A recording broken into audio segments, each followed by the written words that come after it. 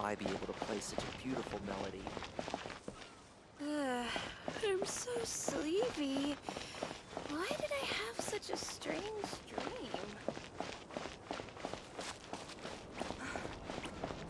Is this play on the Lock Night Stories?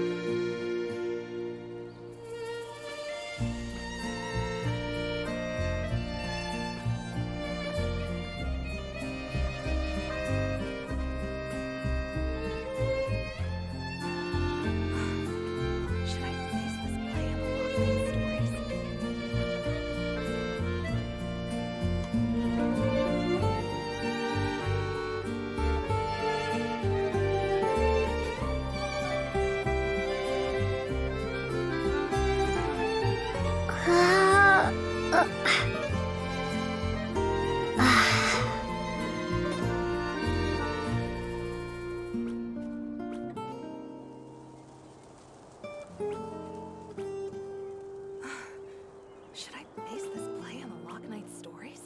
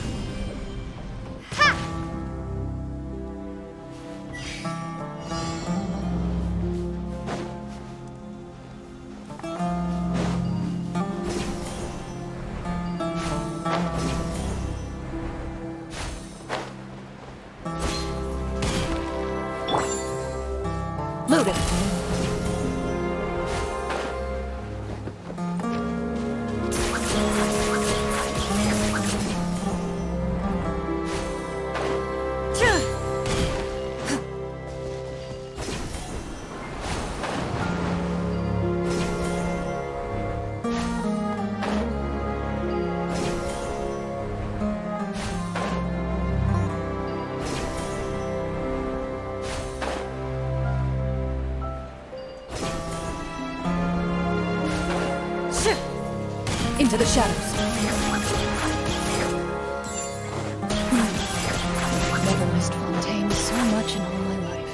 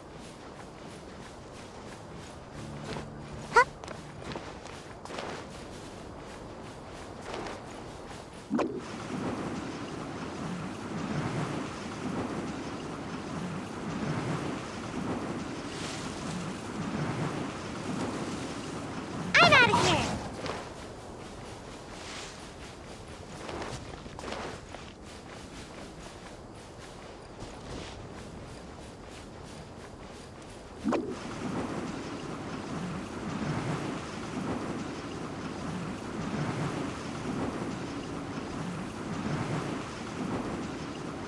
catch me!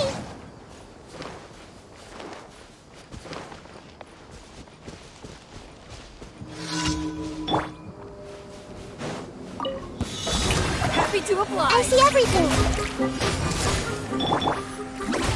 And away I go! Make my escape! Everyone hold hands! Shazam!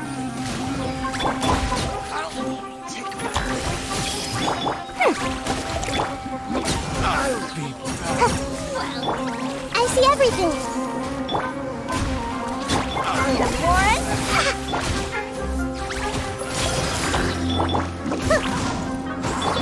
Shower me with praise! I'm getting sick!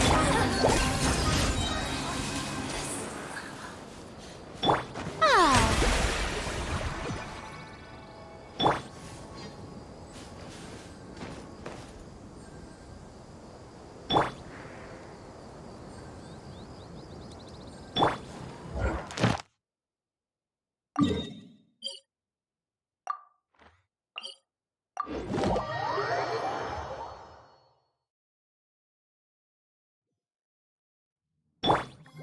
The show begins!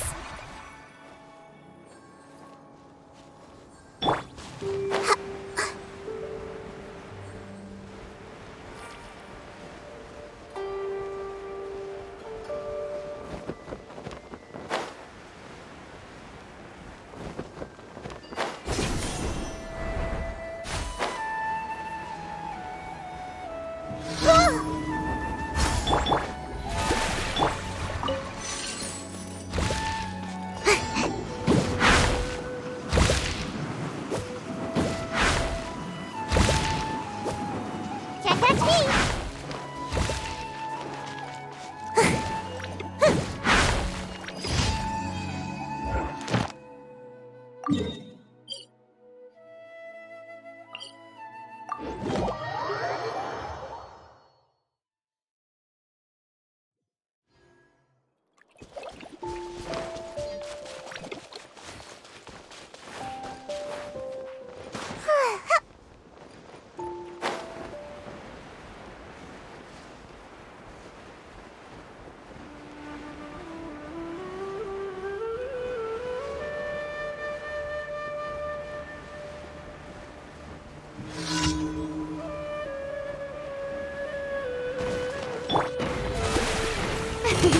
Time to shine! Hey! The Temple of Wisdom! Let's sweep the field! Shazam!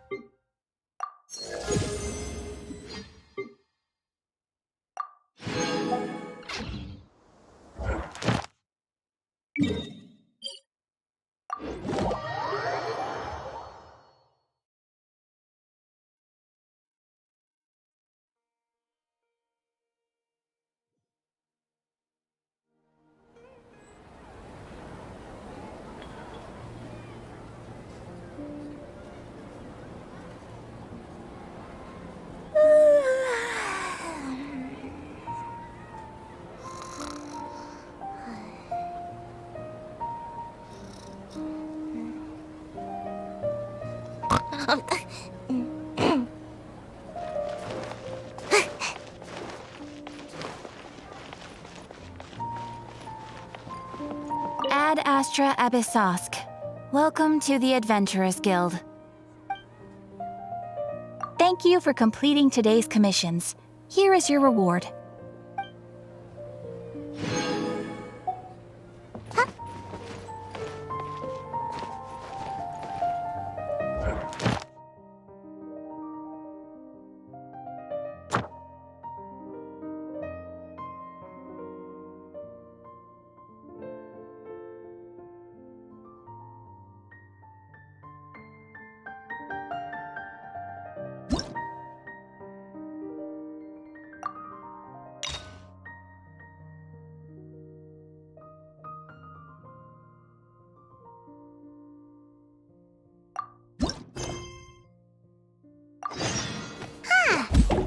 seen our Sumeru friends for a while now. Paimon wonders how they're doing. Let's go to Sumeru City and catch up with them.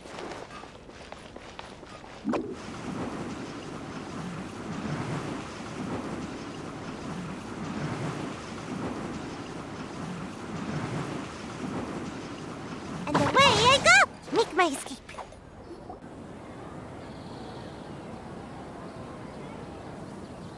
Wow, the academia sure is busy during the day. But where should we go looking for people that we know? Traveler, Paimon. Cyno! It's been so long since we last saw you! Welcome back to Sumeru City. I'm delighted to meet you again. So, what brings you back here? Oh, nothing in particular. Paimon just saw a really big mushroom out on the road the other day and suddenly missed all our friends in Sumeru. Funnily enough, we were reminiscing about you recently too. It was at a group dinner. I look forward to hearing about your travels. Something tells me we must have a lot to catch up on. Really? You were thinking of us too? What a coincidence! Indeed. Or as I call it, the biryani factor.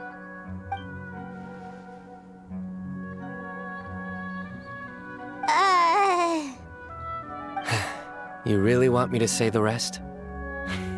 Okay. It's always rice to meet stew again. Oh, darn, he said it.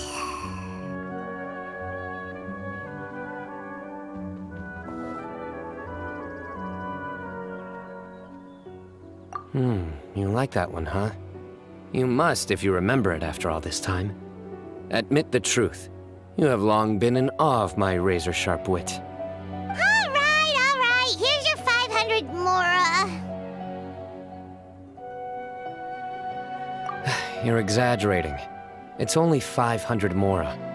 Hey, 500 Mora is still a lot of snacks to Paimon. All right. I'll treat you to some desserts later. Anyway, I'm actually investigating a case right now. My mind is focused on work, which is why I didn't complete the joke at first. A case? What happened? Nothing major. But after finding out who was involved, I decided, on reflection, to handle this one myself. Need any help? We only came here to hang out, so we've got the time. You may as well take us with you, and then when you're done, we can, Such enthusiasm. Are you worried I'll forget about treating you to some sweets if you're not around to remind me? What? No! All right, was it really that obvious? Obvious enough.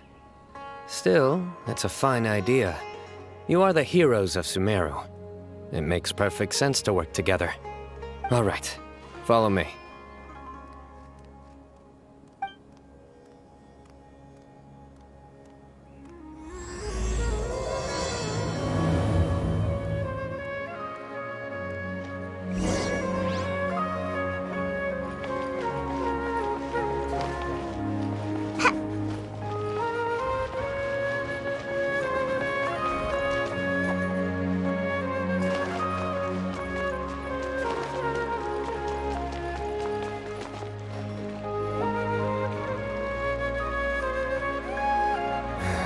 Do you see him? The old man flailing around? Oh, is he the one you wanted to talk to about the case? Correct. His name is Cyrus, a former Spontamod sage. He taught both me and Lisa. Huh? Cyno's teacher is in trouble? It's ridiculous. I'm just an old man who enjoys a spot of gardening, shopping, and wine. What sort of person targets an old retiree? Professor, I've brought some friends.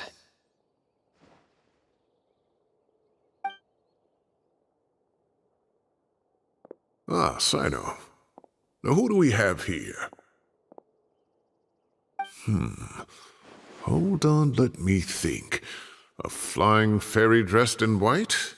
A youth who does not seem to hail from this land. My goodness. You must be the legendary traveler in Paimon. I've heard all about what you've done for Sumeru. Wow, looks like we're really famous. I've told him about you before. You are my friends, after all. That's right.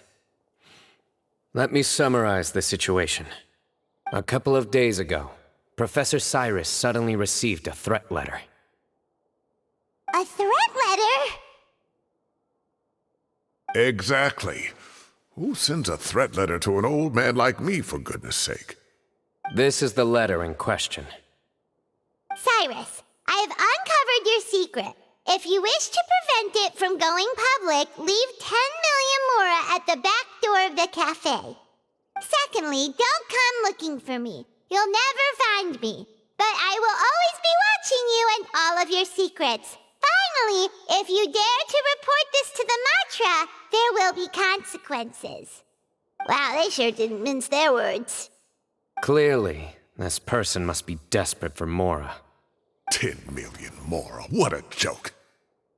I'm just a single retiree with nothing to my name beyond the tomatoes in my garden. Where do people think I'm hiding 10 million mora, huh? In my tomatoes? There were no witnesses, so currently the letter is all we've got. So, Traveler, Paimon, let's put our heads together. Paimon's ready too! All right, take a look. Do you see anything suspicious?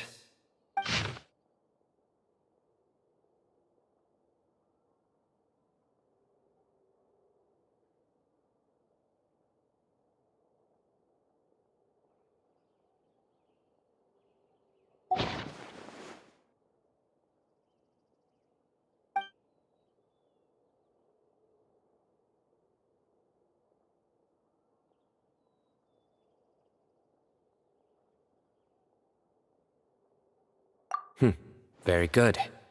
The paper has a rather rough texture. It's not the typical kind you see in most books. Another thing is, some of these strokes look kind of blurry. Could there be an issue with the ink? Possibly. And I bet the paper has something to do with it. Most of the paper around here is much smoother than this, and the ink is absorbed quickly so it doesn't run. This paper, meanwhile, it's very coarse-grained. Almost as if it's made from some sort of plant matter. It's certainly not the same paper as we use in the academia, but the ink is nothing special. Just regular black ink that gets a blue tinge when applied to paper. So do we think the culprit has a connection with the academia or not? Wait, check this out! Looks like this part got wet at some point. Agreed. The staining suggests it was a colored liquid, not plain water. It also looks like it was wiped off with a damp cloth. A colored liquid, so... tea? Wine? Looks like we're thinking along similar lines. Let's go talk to Aureus. There are some things I'll need him to take care of.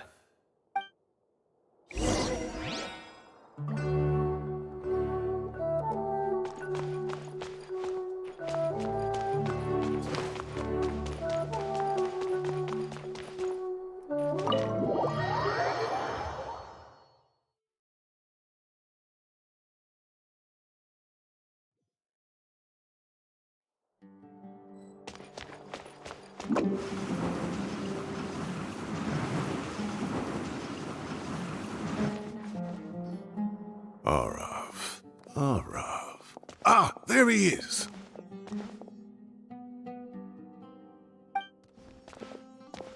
Mahamatra Cyno, Sir Cyrus. Ah, and the Traveler and Paimon. It's been a while.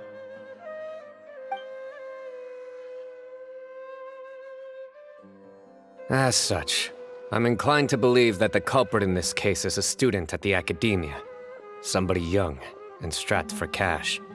Oh, one last thing. I'd start your investigation by taking a look at the cafes in the city. Oh, of course! You think the culprit spilled their coffee on the ladder, huh? They do look like coffee stains to me. Also, if I'm not mistaken, The letter is written on a type of scented paper that has aromatics added during the manufacturing process. The kind often provided as writing material for customers in cafes and taverns. Ah, of course. Yes, like they sell in the gift shops. I remember now. Zaha Hadi bought some a while back. She said she was going to use it as wrapping paper for a vase. Understood. I'll assemble a team to investigate the points of interest immediately. You have my gratitude. One last thing. Send some Matra to guard the entrances and exits of Sumeru City. And change into plain clothes. Don't let them see you coming. Will do.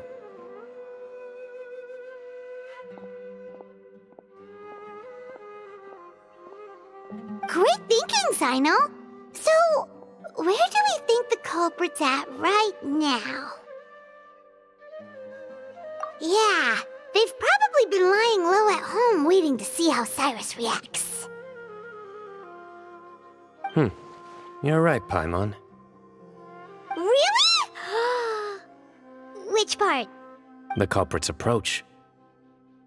Whatever happens, they need this Mora. But just because they warned Professor Cyrus not to go to the Matra, doesn't mean they know what he'll do next. So, like you said, they need to wait and see. And crucially, the culprit said they'd be watching the Professor's every move. Huh? Wait, are you saying...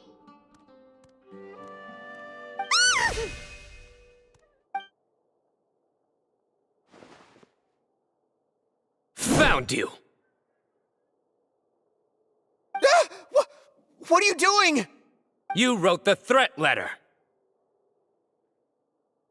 I don't know what you're talking about. What threat letter? I sensed someone was watching us from the shadows the moment we entered the House of Dana. You managed to stay relatively well hidden for someone reckless enough to threaten Professor Cyrus. There are a lot of people here, but we were looking specifically for Arav. Whoever followed us the whole way was likely to be the culprit. I was just listening in, that's all.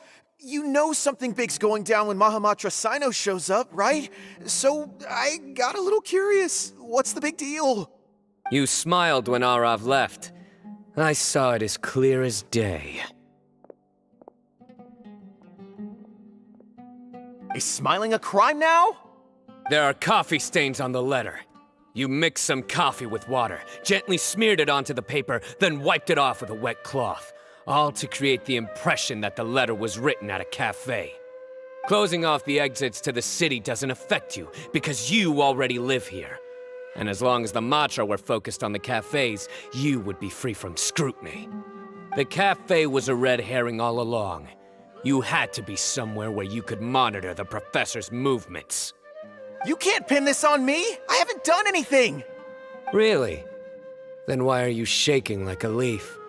The innocent have no reason to fear the Matra. But you, your heart's racing, and your eyelids are twitching. You're a terrible liar. I would never... Don't try anything or you'll pay the price. Now come with me.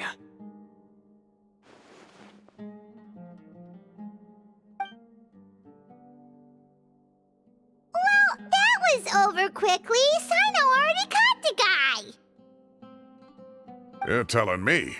One minute I go out for a quick smoke, the next minute I see Arav already on his way back to meet up with Cyno. Looked like a young guy, too. Couldn't have been much more than 30. But after what he's done, I'm afraid he's ruined his whole future. Everyone, it's all over. Gosh, that was so fast! The culprit's name is Uraka, a 16-year-old student in the Rataoist Darshan. Huh? 16? Cyrus thought he looked 30-something! We checked his records. He's 16, a third-year student. But he looks so old. Yeah, seriously! Foolish child. He's too young for the criminal life. What the devil drove him down this path?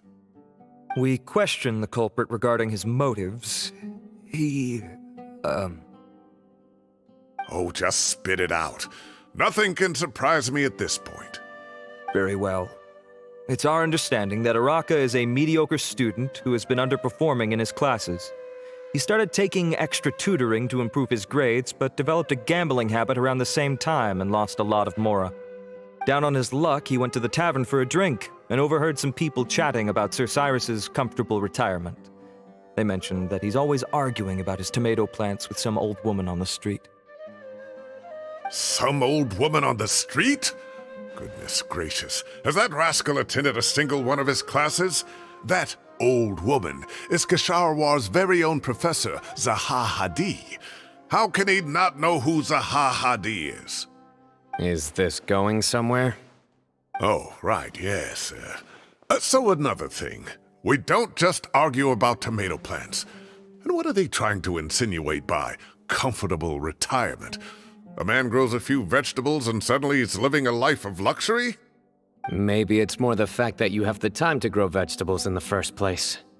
Araka mentioned he'd heard a rumor, alleging that Sir Cyrus illegally obtained a large sum of money from the desert before retiring, and kept it for himself instead of reporting it to the academia.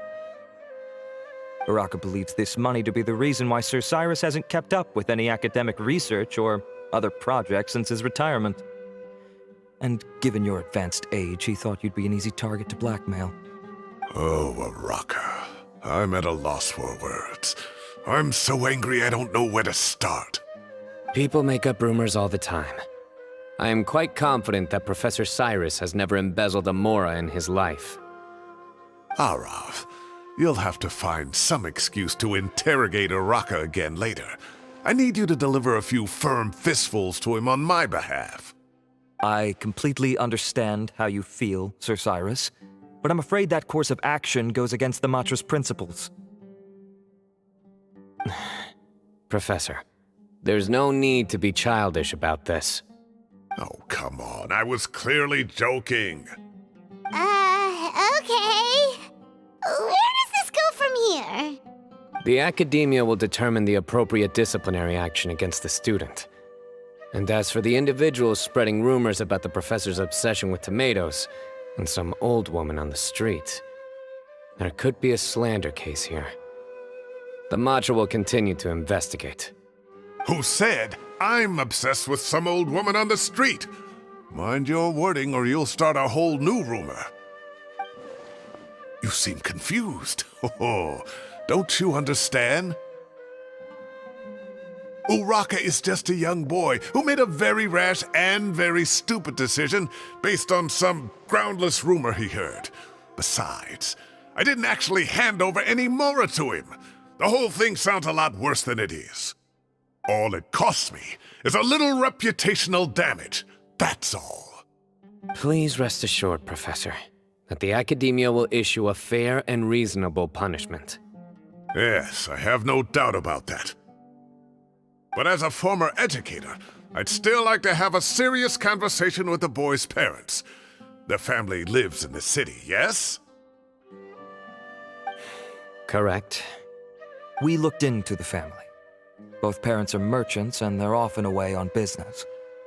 They've never taken much of an active role in their children's lives. Oh, what a mess. You don't have to seal the evidence away yet, do you? I'd like to have that letter back for the time being, if possible. I need something concrete for when I talk to the family tonight. We have to show them how serious this situation is. The relevant authorities have already reviewed the evidence and are now discussing Araka's punishment. You can hold on to the letter for now. Just make sure to return it within a couple of days. Oh, so you'll be able to close the case in 2 days? Give or take. Cases like this are quick to resolve. Very good. Well, thank you for all your help. Perhaps we can all go for a meal together. Oh, my treat, of course. My apologies, Sir Cyrus, but I have a prior commitment. Enjoy the meal, everyone. Ah, I see. Well, that's a pity. But Cyno, you have to come. You found the culprit at record speed, and I owe you for that. Ah, and isn't Tainari in town at the moment? Bring him along, too. Wait, you mean Tighnari's in the city? He is. Tighnari's master, Sir Nephis, called him and Kale to the Academia to help out on a project. They should be at Nephis's office at this hour. Though I must say, I'm surprised you're extending an invitation to Tighnari. Did you do something to offend Sir Nephis? Don't be outrageous. Nephis offends me all the time. It's never the other way around. Anyway, hurry up and fetch Tighnari. I'll head over to the tavern with the Traveler and Paimon. See you there. Go on now. Don't keep us waiting.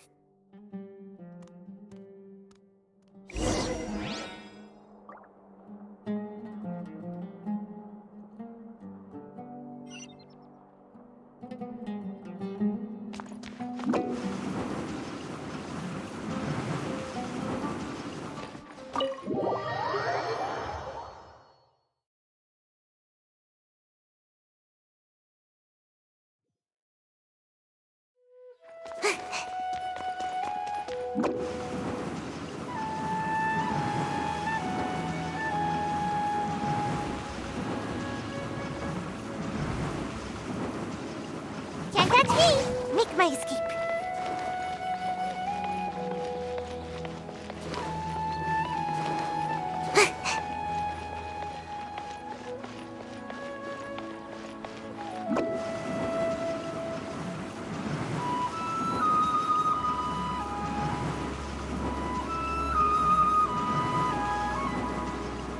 And away I go! Make my escape.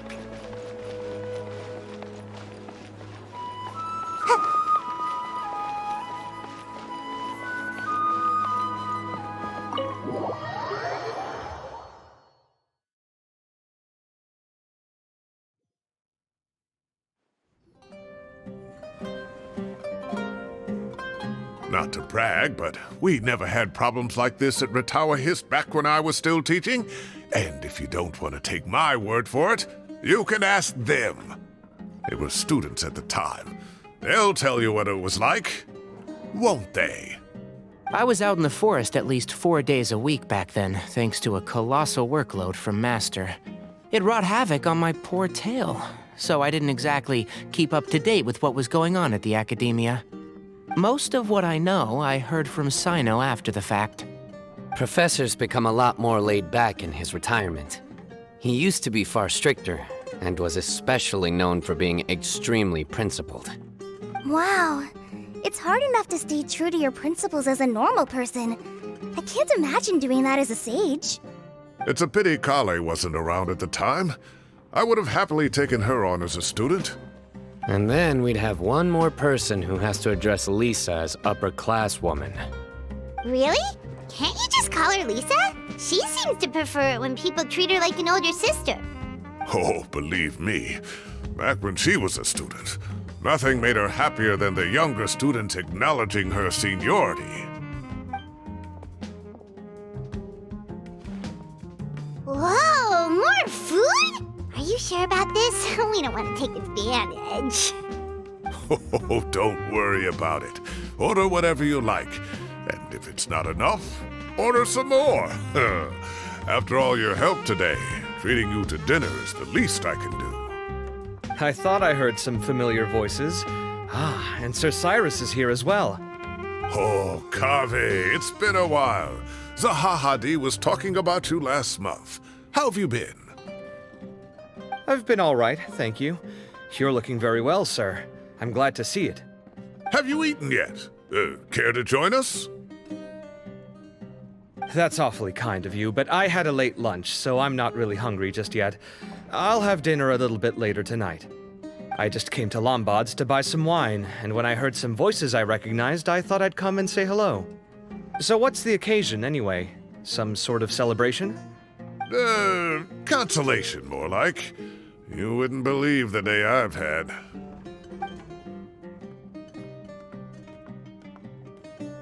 Sounds like things have really gone downhill since I was there. My whole time as a student, I've never heard of anything remotely like that. I can't believe how young the guy is. Oh, what are his parents going to think? Young people are always more susceptible to making rash and ill-advised decisions. Their minds are still developing. It's just an unfortunate fact of life. But still, this boy has some nerve. Just look at what he wrote. Oh, it makes my blood boil. Wow, yeah. Jeez. I will always be watching you and all of your secrets. And then he just followed you into the house of Dana? If this were my son, he'd get the scolding of a lifetime. Oh. Luckily, I'm also an extremely principled person. Kave! Your order's ready, sir! Coming! I'll have to get going. Have a nice evening, everyone. I'll catch you all another time. Okay, bye-bye! Here I am. The coffee beans are in here too. Yep, it's all there. I'll stop babbling away now. Let's eat before the food gets cold.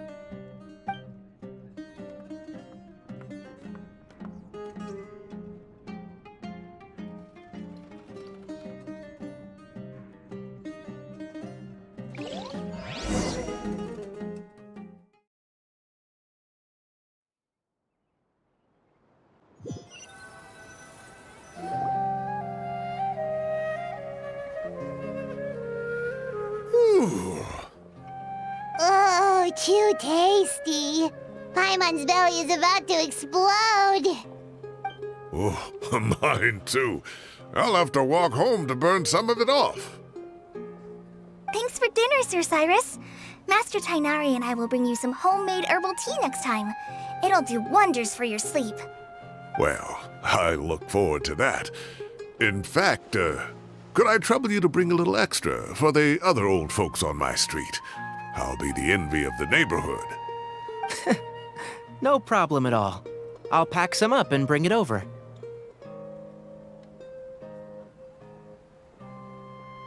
I'll see you all later. I better head home now and tend to the crops. Good night, Professor. Don't let those tomatoes keep you up too late.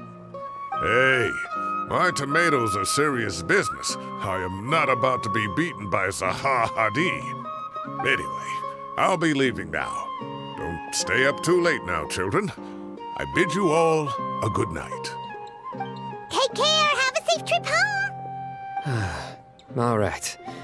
Now, we finally have some us time. What do you mean, us time?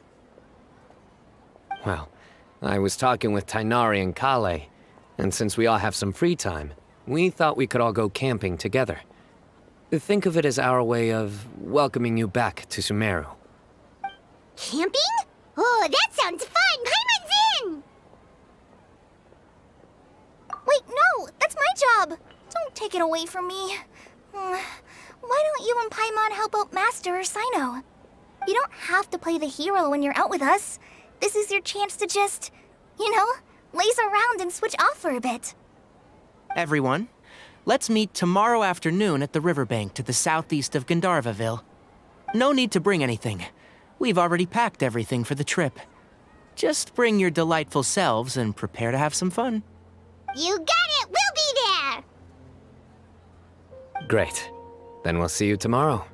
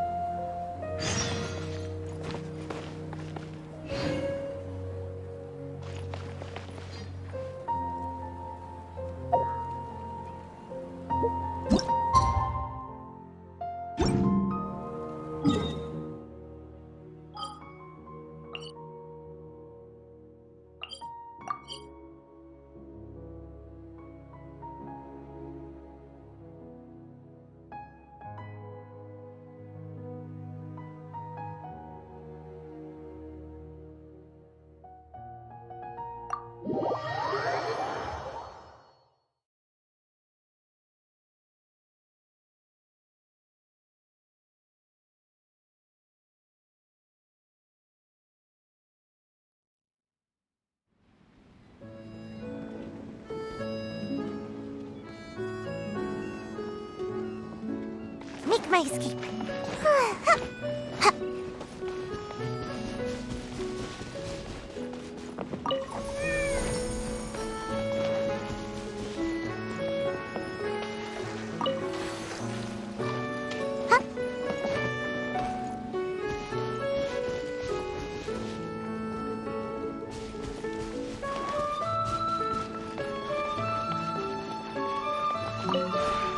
This realm is truly beginning to thrive. I cannot help but be stirred.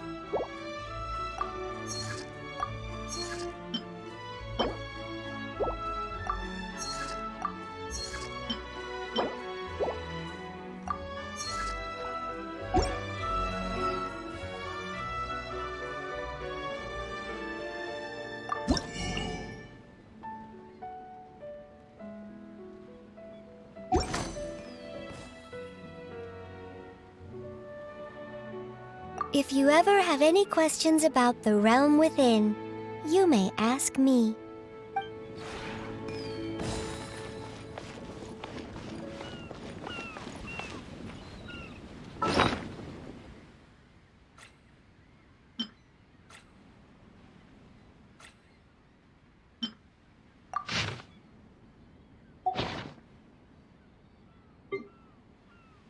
Yeah.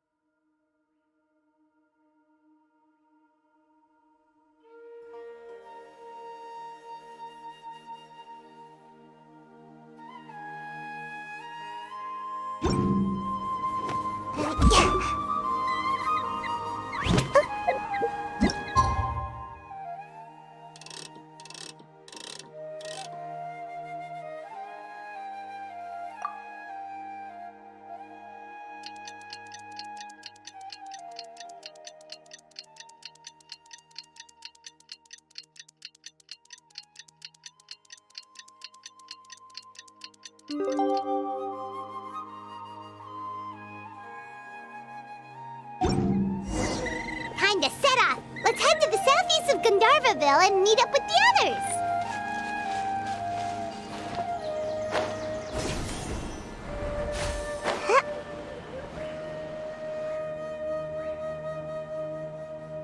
We're here! Wow, you guys are ahead of the game. You set up the tents already. I'd say we're right about on schedule, actually. We were aiming to have them set up before you arrived.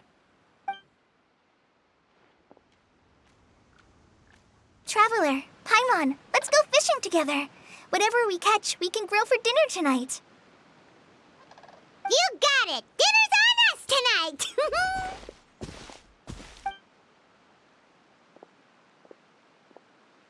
I hope I can contribute too. The other forest watchers gave me some fishing tips a little while ago. I'm really looking forward to giving them a try.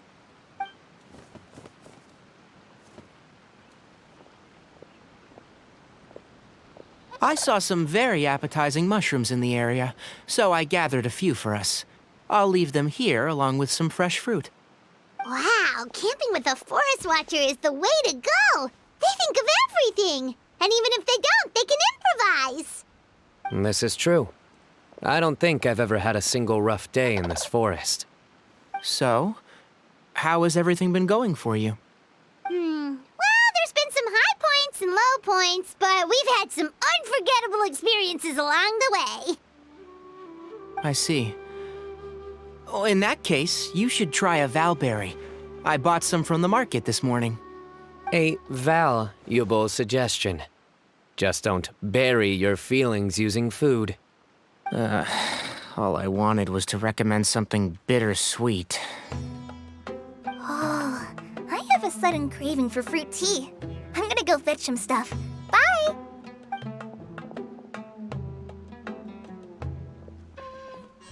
She sure made a run for it.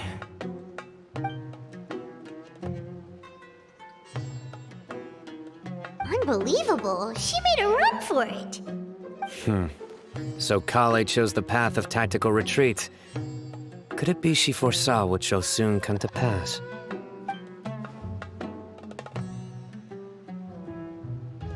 My dear friend, you know what I am about to say. Excellent! A kindred spirit. A great warrior can sense when a duel is nigh. But it looks like we'll get told off if we start playing now. Let's enjoy the nature for a while longer.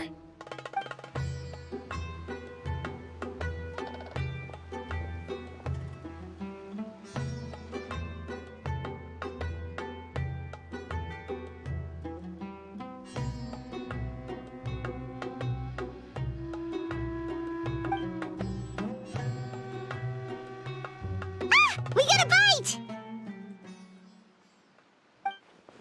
I'll reel it in.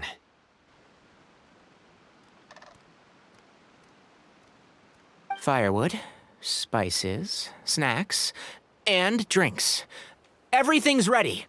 Once Kale gets back, we can light up the fire and start grilling.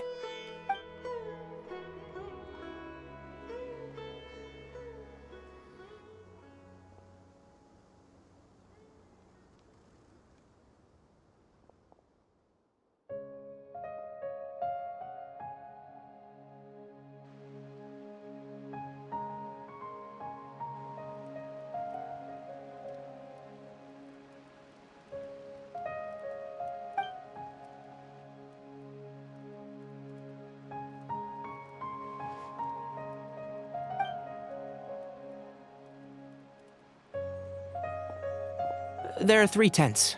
Which one do you two want to take? How about the one on the left? Well, Paimon just thinks the ambiance here is a little better. True. But it's also the closest to the water. If there are any sleepwalking fungi around tonight, they might stumble into your tent. Well, that's no good. Take my weapon. You can use it to bar the entrance. Anyone would think you were sealing the gates to King Deshret's mausoleum. Excellent. Then this tent will be an impenetrable fortress. I'm back! How's your appetites? Ready for the barbecue? Always.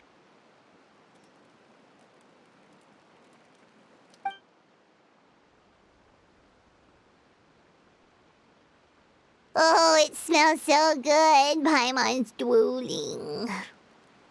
Someone sure is desperate to eat. I think it's time to add the seasoning. How do you like your skewers? Well done? Medium? Rare? Wait, what? Isn't that just for steaks? Hey, if it works for steak, maybe it works for other things too. Medium well for me.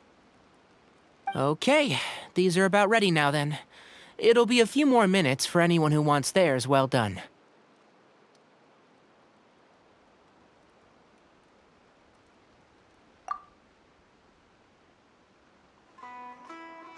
Oh, that was so delicious. If Paimon's stomach had space, she'd eat 3 more skewers. I ate a lot too. here comes the food coma. If you're tired, then go rest. You must be getting sleepy too, Paimon. Why don't you guys head to your tents? Cyno and I will clean up. Tonight, I show you mercy. Our sacred duel will take place another day. Good night.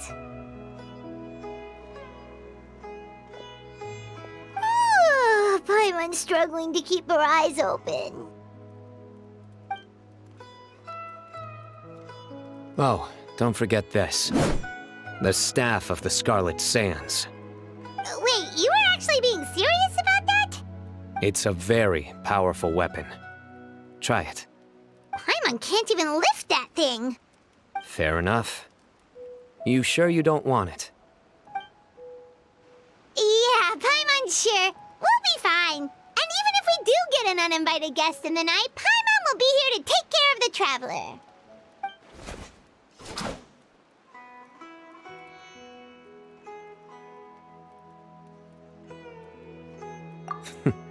That reminds me of a parting king of invocations. I'll tell you about it tomorrow. But right now, it's time to rest. Sleep well and sweet dreams.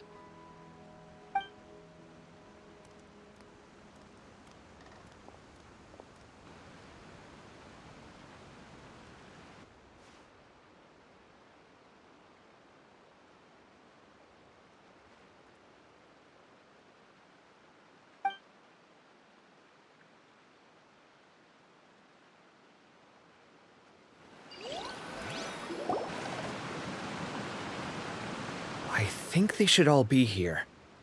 Traveler? Paimon? Are you in there? Could you come outside for a sec? Look at this.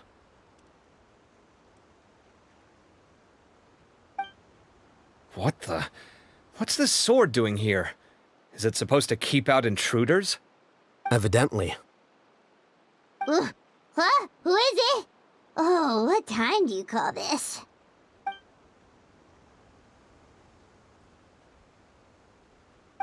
Paimon's gonna take out the sword. Yeah!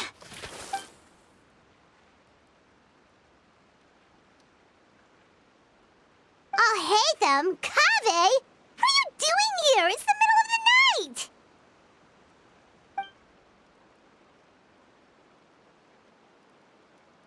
Sorry to wake you up at this hour of the night, but we've got a situation on our hands. Let's get dressed and talk about it outside.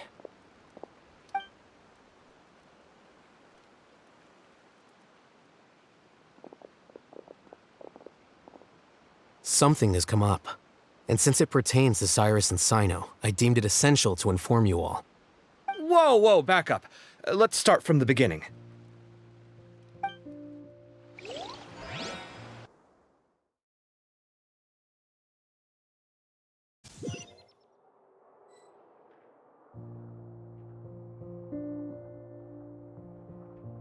Huh?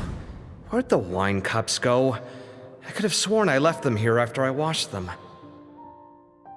Ah, there they are. I'll have a cup too.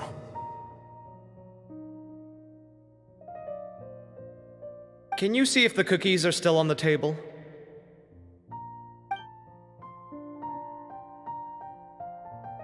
They are, and so are the fruits. Oh, this is so bland. I should have gotten a few bottles of what Cyno's group was drinking last night. Do tell. What were they drinking? Oh, right, I forgot to mention. So, I ran into Cyrus yesterday evening when I went to the tavern to pick up some things. He was hosting a dinner for Cyno, Tighnari, Kale, and the Traveler and Paimon. Anyway, they got a bottle of Lombard's new vintage for the table. At least, I think that's what it was. It looked pretty good. Sounds like they're all tangled up in this. You know what it's about, right? 16-year-old kid tried to extort Cyrus. He was asking for 10 million mora. I heard some people talking about it on the streets, yes. Didn't take them long to catch the culprit. The sages are probably dealing with the case by now. I wonder what Sir Nephis and the others will make of it. Oh, Cyrus showed me the extortion letter, too. It was crudely written, but the paper had this beautiful pattern on it that I've never seen before. Really caught my eye. Give me a sec, I'll sketch it out for you.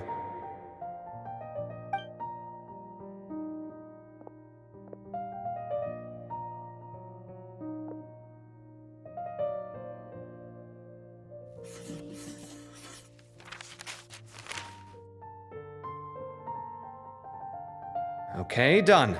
Take a look. You see what I mean? I don't think I've ever seen writing paper like this around before. God knows where the culprit got it from. Interesting. These are all motifs associated with the tribes of the desert. What? Really? Take this, for instance. Looks like an outline of a spire, similar to the kind found on some ancient palaces. And the crisscrossing and mirroring here, I recognize that too. It bears a striking resemblance to an ancient emblem, one that hasn't been used in a very long time. Whose emblem is it? It's the emblem of the Temple of Silence.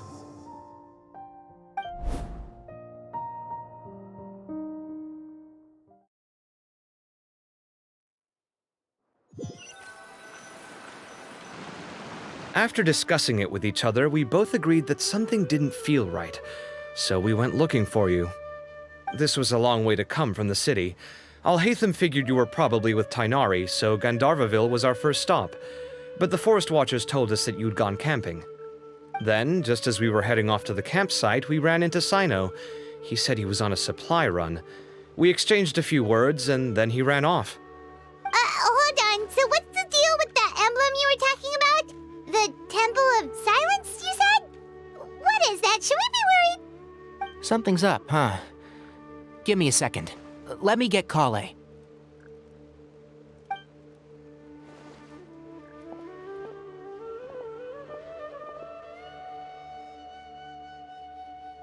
So you've never heard of the Temple of Silence? Well, to put it simply, it's an organization that has existed in Sumeru for over 1,000 years. These days, you can find a Temple of Silence office in the academia. Theoretically, it's responsible for the custody and disposal of information and documents not fit for public dissemination. At least, that's what they tell the outside world. In truth, it's essentially a vestigial institution nowadays. There's an office with their name on it, but it's functionally obsolete. Historically speaking, the original Temple of Silence is said to have been established by Hermanubis, one of the 7 pillars of King Deshret and the greatest of all sages. Most of the organization's members hailed from the desert. By contrast, none of the Academia Temple's current members are from the desert region, nor do they use any symbols connected with the desert folk. So the Temple of Silence at the Academia is just a fake? Wow. It's possible. The real question is, why? My guess is they're covering something up. So, how do you know all this? Sounds like some pretty top-secret stuff. Did you forget? He did a stint as acting Grand Sage, and kept the pay raise even after he resigned. Oh, yeah! Paimon did totally forget about that. So you took the chance to read all the top-secret documents while you were acting Grand Sage, huh? If you're asking me whether I familiarized myself with the documentation in my office, I would respond that that's a perfectly normal part of any job. So much about this doesn't make sense. Why did the emblem of the Temple of Silence appear on a threat letter from an academia student to Cyrus? The student's only 16, and doesn't have any family ties to the desert. So where could he have seen that emblem, or gotten the paper? You said you ran into Cyno, yes? Did you tell him what you've just told us? Yep. He ran off as soon as he heard what we said. Given that Cyrus is involved, he's probably halfway through solving the case by now.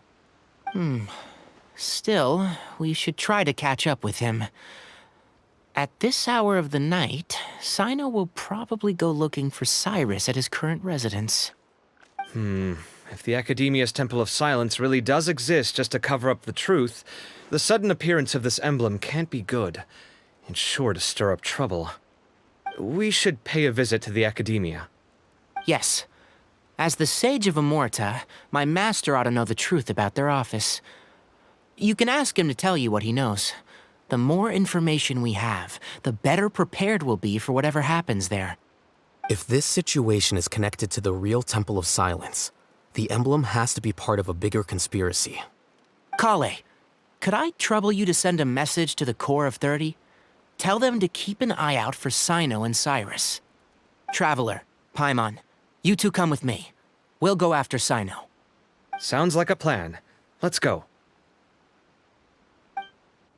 Cyrus has been living in the city lately. He rented a place near the field so he can keep an eye on his tomato plants. Then let's go look for him there.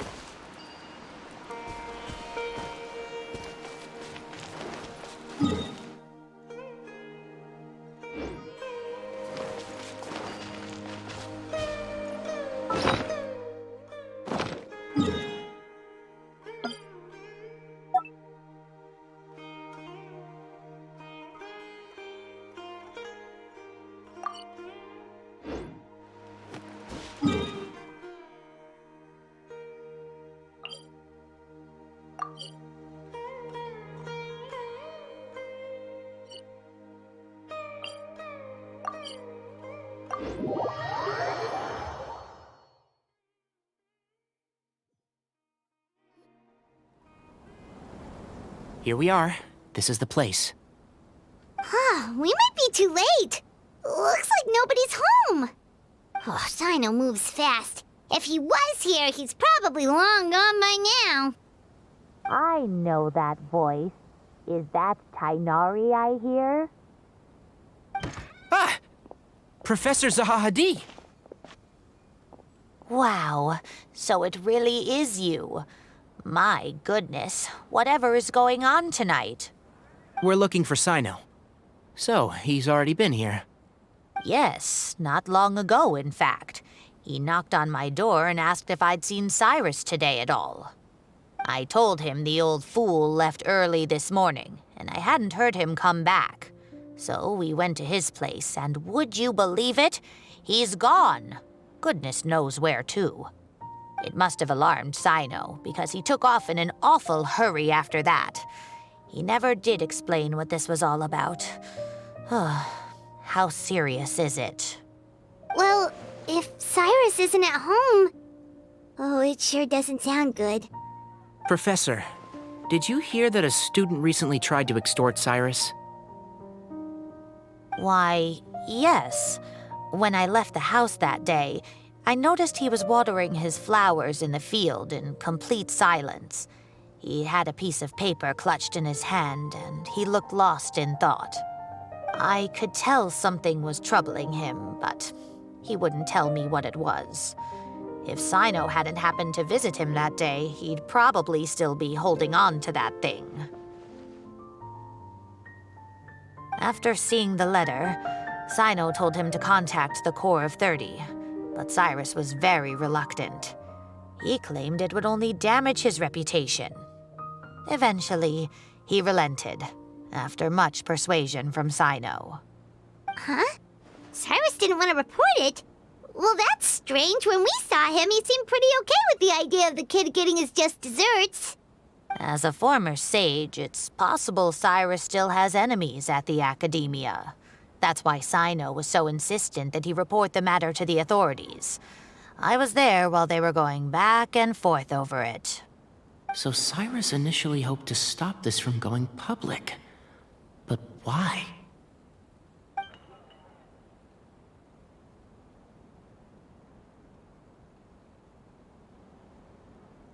Oh dear, what on earth has that old fool gotten himself wrapped up in? Oh, I do hope he's not in danger. Oh, I almost forgot.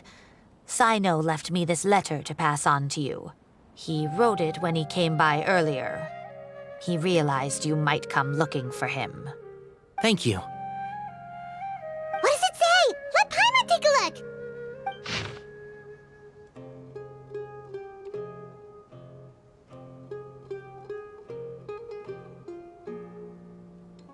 My friends, this is a rather complicated state of affair. Unfortunately, I cannot disclose more than that. I ask you to understand and accept that I had to act alone at this stage. Don't come after me. Yep, that sounds like Cyno. Thank you, Professor. Please do not worry. We will do all we can to protect both Cyno and Cyrus. Traveler, Paimon, let's head to the Academia and regroup.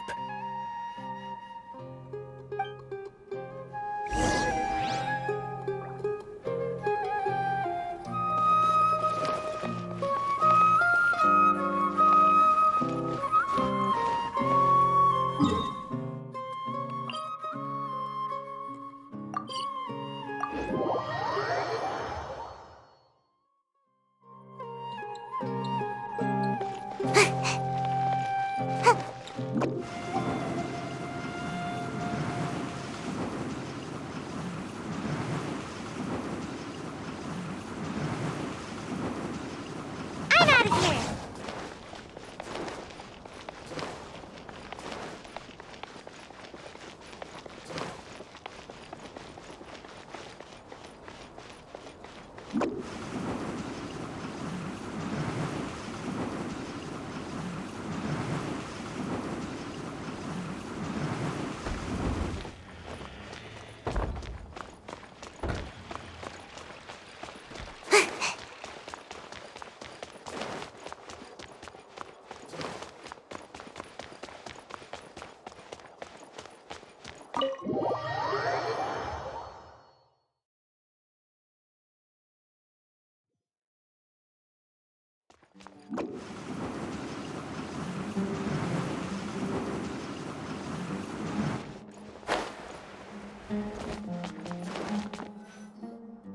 You're here? I thought you were going after... I guess you lost their trail. We went to Cyrus's house. No one was there. Cyno got there before us, but he was long gone by the time we arrived. He didn't say where he was going? No, he left us a letter and told us not to go after him. Can't say I'm surprised. Typical Cyno. Anyway, some updates on progress on our end. I drew the emblem from memory again, but in more detail this time.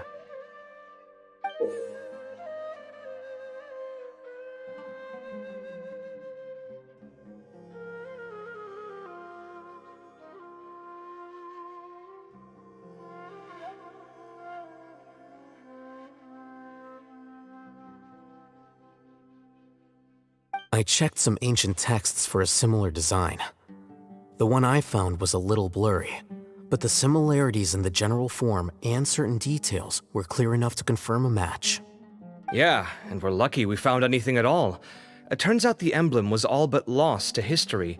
We scoured the entire Academia collection, and that book was the only one with a record of the motif. Meanwhile, Arav managed to get Uraka to disclose his source. The one who told him about Cyrus's embezzled funds was a young man from the desert. According to Uraka, he had a striking presence and was well educated.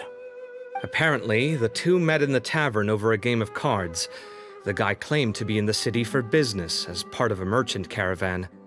Uraka was intrigued when he heard what his new acquaintance had to say and brought up the idea of extorting Cyrus for Mora. The guy encouraged him to go ahead with it, then handed him some pen and paper to write the letter. I see. So it could be that this person planted the paper intentionally. So, how do we find this guy? Did Uraka say where he is? He doesn't know. He claims not to have seen him since that day in the tavern. The man gave him some tips on how to carry out the extortion, but from then on, Uraka was acting alone. Nephis and Arav have gone to meet the Core of 30 and review the city's entry and exit records. Also, Nephis admitted that the Temple of Silence in the Academia is just a facade. The true Temple of Silence once came to the rainforest to establish a collaboration with the Academia, but as time went by, the sages gradually became corrupt and foolish. The Temple of Silence felt that they could no longer trust the Academia and ended the partnership. They retreated back to the desert about 400 years ago. Ever since its inception, the Temple of Silence has been the guardians of King Deshret's civilization and belief system. They traveled throughout Sumeru, sequestering and guarding any wisdom that posed a threat to the people's livelihoods. At its roots, it was a legitimate and reputable organization whose purpose was to guide people towards the right path. The academia of the day knew that the split would damage their reputation if it became a matter of public knowledge. And so, they set up a dummy organization of their own to conceal the truth. Not only that, but they managed to keep up the charade for hundreds of years! So how did Cyrus become acquainted with the true Temple of Silence if they left centuries ago? I'll bet that's the question that bothered Cyno. Probably why he went after him in such a rush. Whoever is behind this, getting Uraka to extort Cyrus was only the first step of the plan. Their true goal in doing so was for Cyrus to see the emblem on the letter. He must have recognized it right away. That'll be why he didn't want to involve the authorities. He probably hoped to take care of the whole thing by himself. Unfortunately for him, Cyno had other plans. Since the desert is where the Temple of Silence originated, that is in all likelihood where Cyrus went. I have to go after him. Really? Are you sure that's a good idea, with how you respond to the heat? Why don't we send someone else? I should be fine, as long as I bring plenty of water.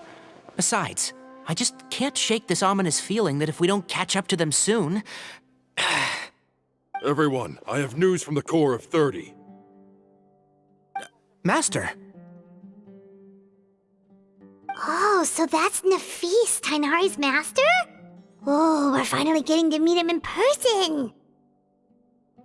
It's a pleasure to meet you, Traveler and Paimon. Several independent eyewitnesses have reported seeing Cyrus and Mahamatra Cyno leaving the city at different times. Both were heading in the direction of Caravan Rebat. I was going to suggest that you join forces with the Core of 30 in this case. However, as I'm sure you've already heard from Alhaitham and Kaveh, the Temple of Silence is involved. The Academia has made a number of decisions throughout history that I am ashamed to talk about. It may well be that no better choice was available to them, but those actions are nonetheless a stain on our legacy. I won't attempt to make you understand the Academia's perspective. Now is the time for action. I understand where you're coming from, Master. But I'm afraid the situation might be more complicated than we thought.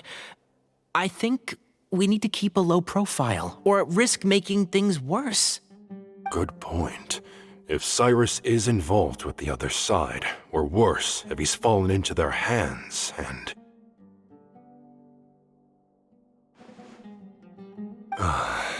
Everyone, we have to get Cyrus and Cyno back safely. We cannot afford to lose them. Need our help? Whatever you need, we got you covered. Really? Wonderful. You have my most sincere gratitude. Arav and I will continue to follow up on the lead from Uraka. Kaveh, Scribe Alhaitham, I'd like to ask you to cover the duties of the House of Dana. Tighnari, you're planning to go into the desert, correct? I am. Kaveh, I'll be okay. You stay behind to help Master and Alhaitham. Well, if you're sure... Okay. But be careful. Thank you all. Arav, let's go! You'd better get moving. Don't forget to ask for help when you need it. Will do. Let's go, Tighnari. Hopefully we can catch up with Cyno before it's too late. Knowing him, he's probably covered a fair distance already, but we still have a shot. Let's take it.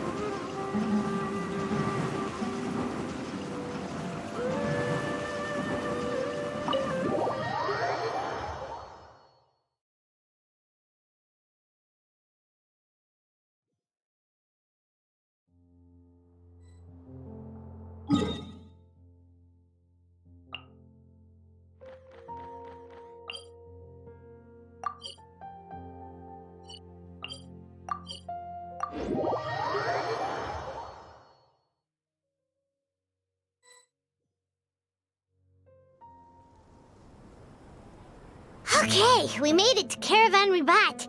Where should we go next? Maybe we should ask the nearby guards if they've seen anything. Hold on. Look over there. Is that Dia? You sure you want to brave the desert alone? I mean, it's your choice at the end of the day, but still. It's not my first time. I'll be fine. Cyno. If you're really going to go through with this, then at least take our advice. When you're packing for your trip, budget for 5 days more than you plan to spend out there. Makes sense. Okay, I'll go get ready. Thought we might find you here. You're trying to retrace Cyrus's steps, aren't you? Didn't I tell you not to come after me? I thought I had a good lead on you. Well, sorry, but we never agreed to that. Why would you go off on your own like this? Nothing personal. It's just a complex situation. And I'd rather not involve anyone else if I can help it. Takes a special kind of person to get Cyno chasing them all the way out to Caravan Ribat. But why so coy today, huh? You only gave us his age and description. Why can't you reveal his name? Is he Sumeru's most wanted or something? Oh, also, hey guys, it's been a while. Dia and Candace! So nice to see you.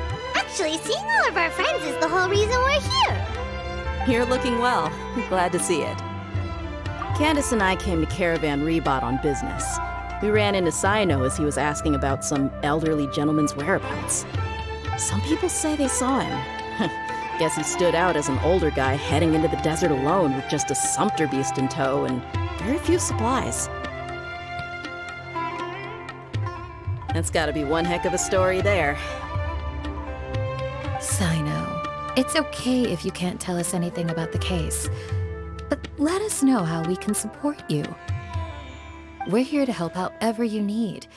The more people we have working on this, the quicker we'll be able to find the person you seek. No, it's not that simple. If I'm right, he'll be doing everything he can to avoid us. We spoke with Zaha Hadid.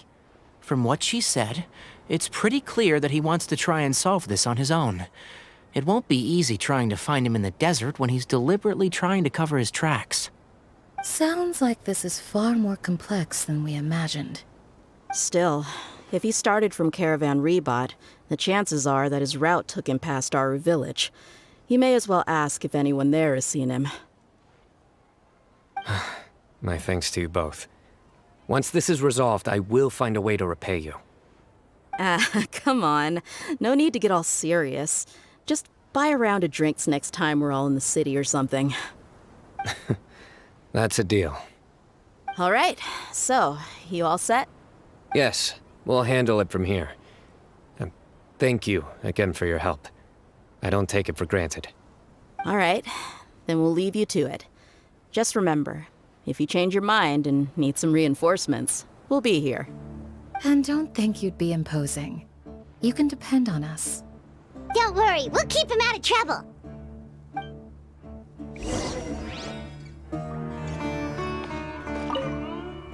Cyno should count himself lucky that the Traveler and Tighnari got here when they did. What was he thinking, trying to play the lone hero? The desert tests the character of all who enter it, and only those with wisdom and courage shall prevail. But take heart. With his companions by his side, no harm will come to Cyno.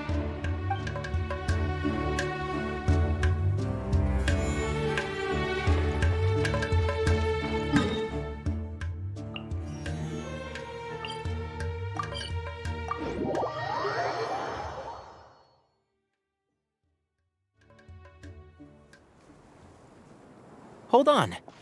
There's a few things I'd like to clear up. Go on. So, after you left the campsite, we had a longer talk.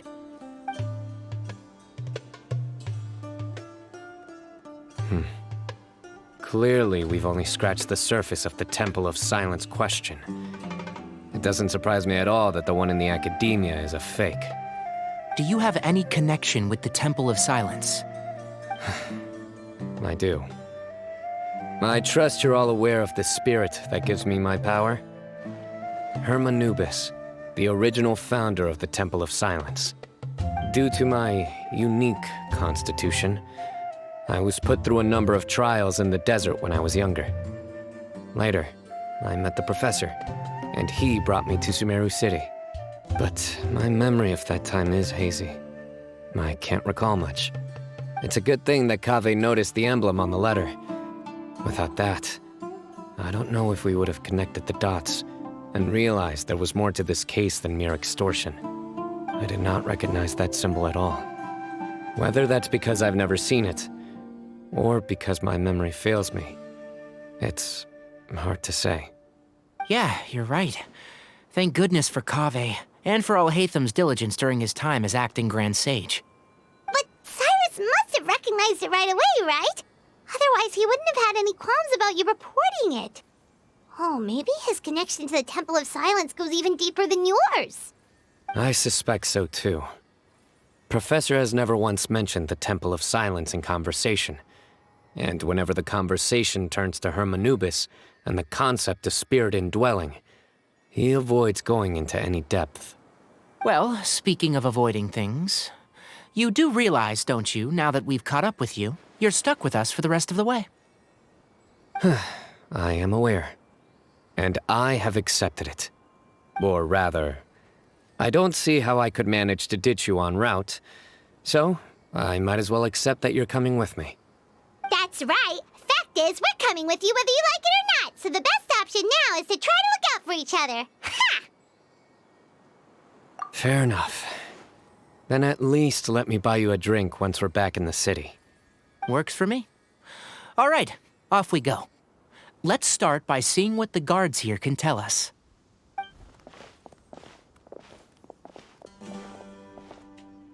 Hello. Mahamatra Cyno? I'm looking for someone, so I'd like to confirm any recent foot traffic in and out of Aru Village. A man matching that description passed by Aru Village not too long ago. He stopped by to load up on food and water and feed his sumpter beast, then he was on his way. Where was he going? Let me think. He took a seat by the entrance of the village for a while, and had a brief chat with the person who came to deliver the water. He said he was headed somewhere near an oasis, but he didn't mention which one. Do you have a map? I can mark out the direction he was heading and the best routes to any nearby oases. I have one. Mark away. Great.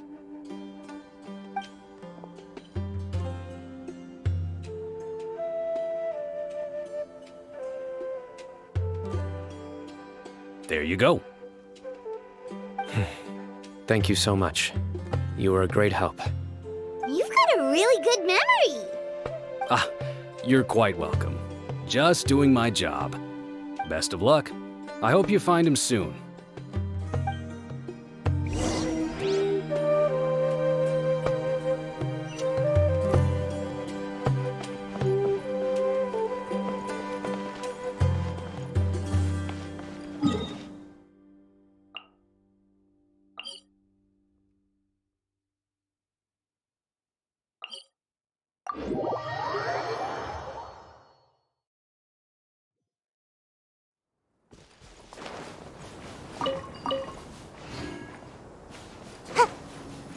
Make my escape.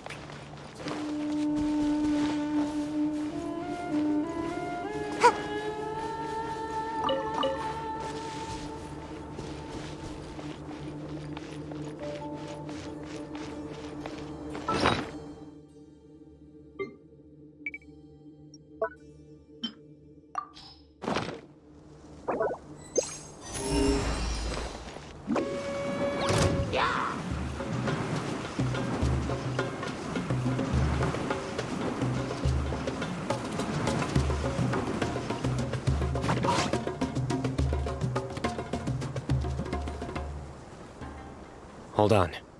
I see some people over there. Do you think it's safe to ask them what they know? Should be. I'll go. No. I'll do it.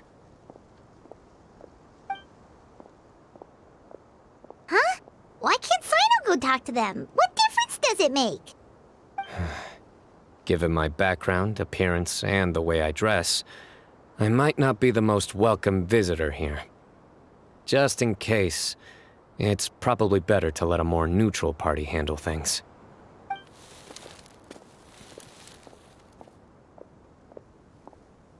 Ah, hello there. Hope I'm not interrupting.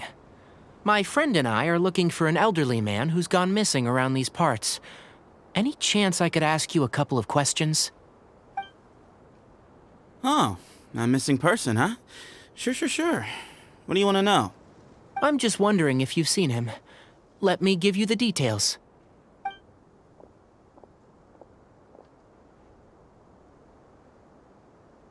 So, a silver-haired guy in a long robe, culture type with thoughtful eyes, and he's traveling alone.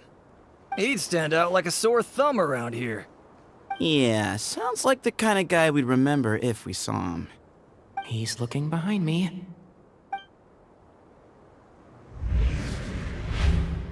Uh-oh. That guy's looking our way.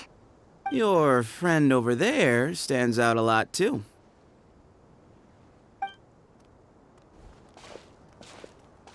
Hey, aren't you Cyno, the General Mahamatra? Yes, that's me. You don't seem surprised that I recognized you. It wouldn't be the first time. Oh, you're the one looking for the old man who's gone missing, aren't you? I have a bad feeling about this guy. Someone's on edge.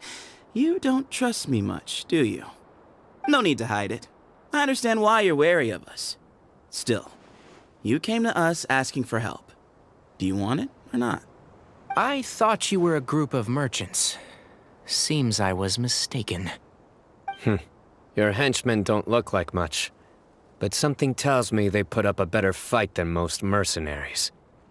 Hey, hear that, guys? You're my henchmen now. Suits me, as long as I get paid for it. Just cut to the chase already. I'm running out of patience. All right. Come with me. All of you. Don't you want to find your friend? A silver-haired, long-robed, culture type with thoughtful eyes? Sounds like there's a whole other side to Cyrus I didn't know about. So you know where he is? Just follow me. I'll take you to him.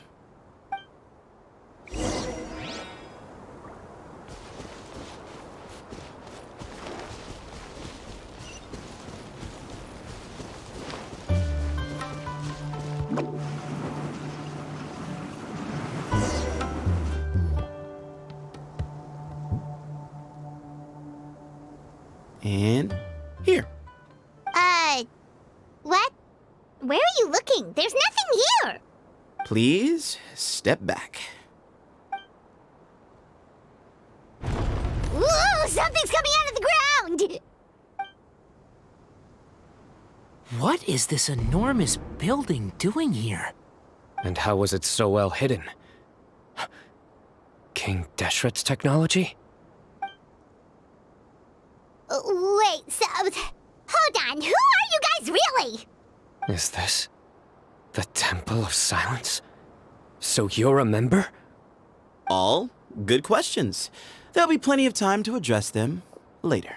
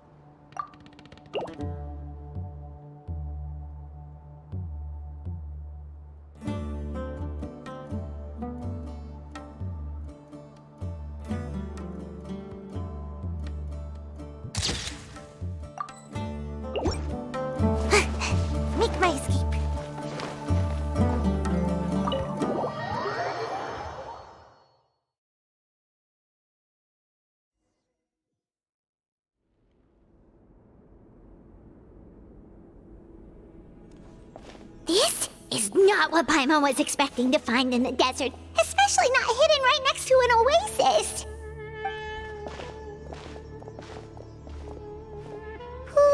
Paimon's scared. They must have kidnapped Cyrus. Do you think this is the guy Raka met in the tavern? What's wrong? Thinking about your professor? I just hope for your sake you haven't done anything you might regret. Me too. Hope I haven't done anything to incur your wrath.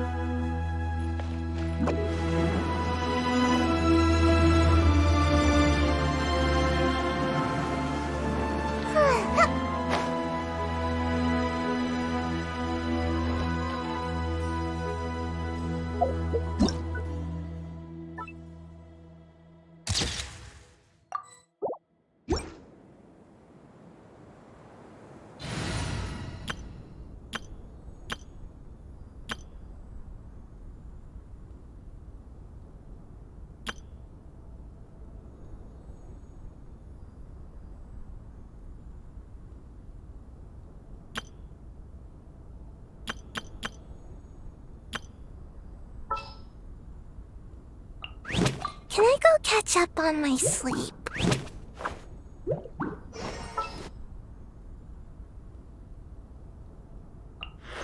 Time to broaden the horizons again.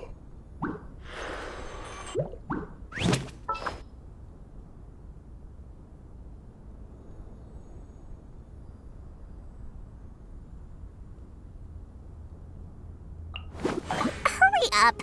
Mora waits for no one.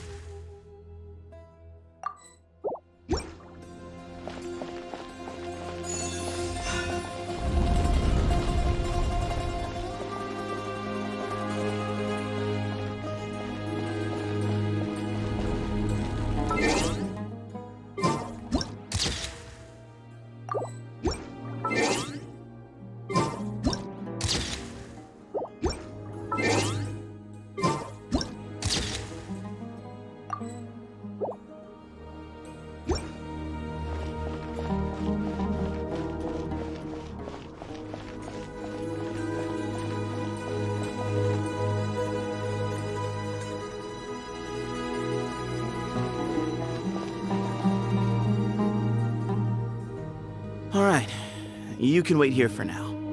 I'll inform our leader that you've arrived at the Temple of Silence. Sit tight until he comes to greet you. So he's just gonna leave us here unattended? Maybe we're not being kidnapped after all. They can't have been at the Oasis by chance. They were waiting for us. Whoever the leader is here, they were obviously counting on us showing up. So this is the Temple of Silence. After leaving the rainforest, they hid themselves here? Hey, look! That guy's coming back. Don't worry. Someone will come and call for you soon. What's your name? Sorry, guess I was so delighted to see you, I forgot to introduce myself. My name is Sethos. I'll be here if you need me, but I'm not planning on answering all of your questions. Other than that, you can occupy yourselves however you see fit. So we're free to explore by ourselves? Yep. I mean, I'm not worried about you running off. Cyrus is here. And unless I've misunderstood, you're all quite anxious to see him again. He's right. Well, if we've got some time, we might as well take a look around.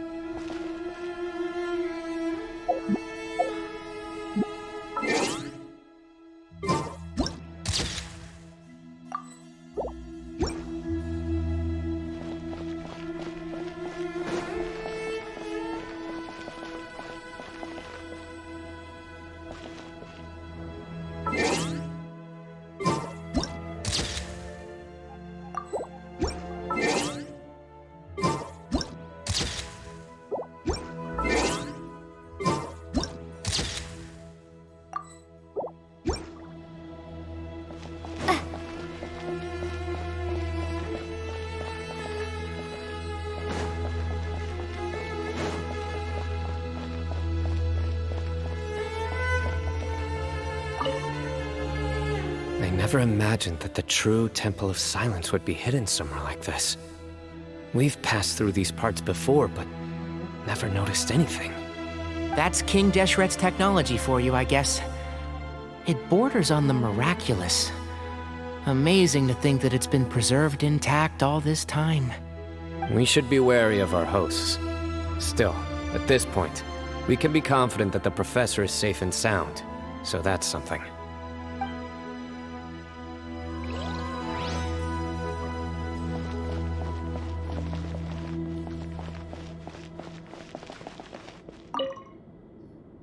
Hey, Sethos! Have you got some time to chat? Sure. Although, I'm assuming by chat, you mean you have questions for me? I don't blame you. Anyone else would. Not often.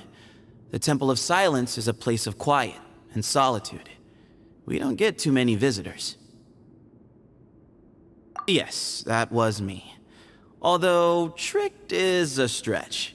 He was asking everyone in the tavern about ways to make some easy money. He insisted that nothing was off the table, even if it broke the law. So, I told him that Cyrus had embezzled a large sum of mora from the desert. So you framed Cyrus for a crime that he did not commit? No. That's not entirely true. Let me jog your memory.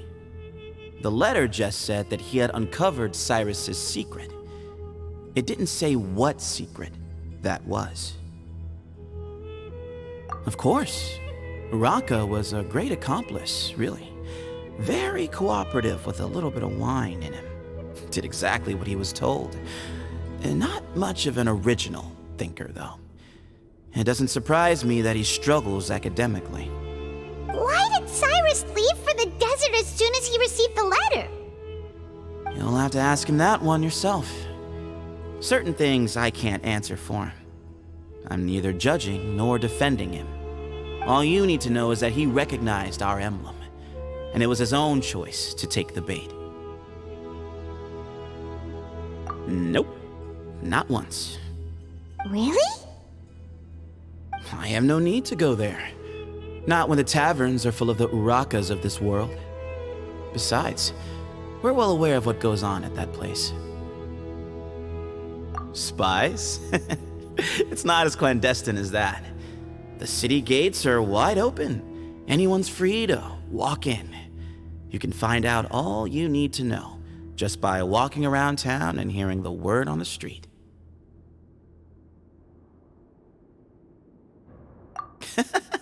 What kind of question is that? He's the General Mahamatra. Everyone in Sumeru knows who he is.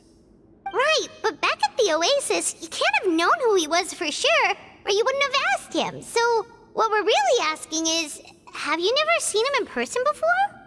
I've lived in the desert my whole life.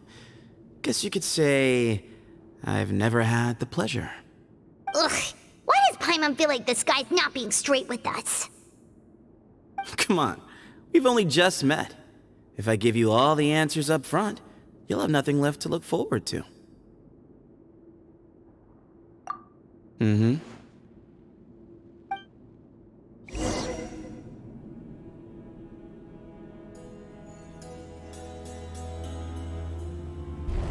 Ah, here he is.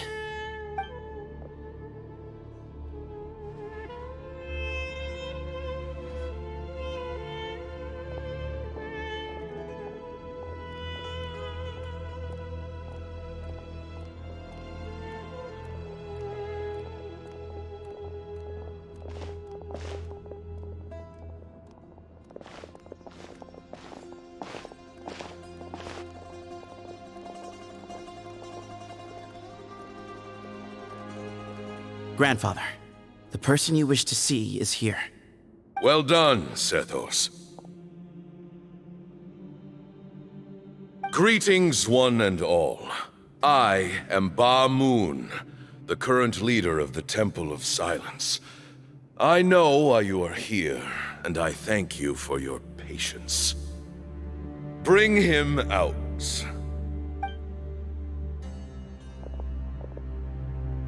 Professor! Cyrus, are you okay? Ah! Watch what you're doing! Oh, my apologies. We have no intention of causing you distress. But you must understand, Cyrus is of great importance to us. We had to find a way to bring him back to us. Cyrus owes me his life, and to the Temple of Silence, he owes a debt of gratitude. I let him go a long time ago, but now, the time has come to demand payment. I wanted to end my feud with this old bag of bones before you caught up with me. But you got here so quickly. Just leave, Cyno. This is a matter between us two old men. You're all too young to get involved. So that's why you didn't want to report the letter. You'd made up your mind to come here from the beginning. You only left in such a hurry to try and throw us off your trail. Some things in life catch up with you, no matter what you do. You shouldn't have come. That alone brought the others. Cyno didn't make us do anything. We came here for the same reason he did. To rescue you. We'd appreciate you telling us the truth. Otherwise, it seems a little unfair on everyone who had to stay behind. My secrets are secret for good reason. Bringing them to light can only lead to misfortune. You're afraid, aren't you? You can't bring yourself to speak of your past deeds to the students you nurtured as if they were your own children. You recognized our emblem because for many years you lived among us. Indeed, you all but became one of us. You knew as soon as you saw the letter that we, not Uraka, were the ones speaking to you. It threatened you only because you know what you did. Your own guilt convicted you. For you, Cyrus, are a traitor. You once shared your learning with us, and joined us in our mission to revive the might of Hermanubis, to bring new hope, new opportunity. But then you betrayed us.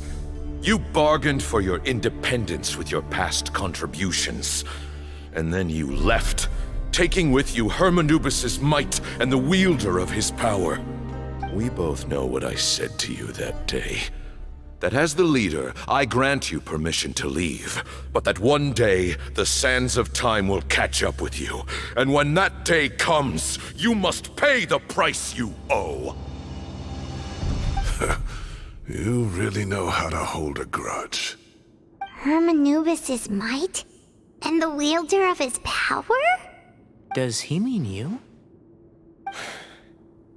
Professor, anything to say? The moon is right. I came here once before.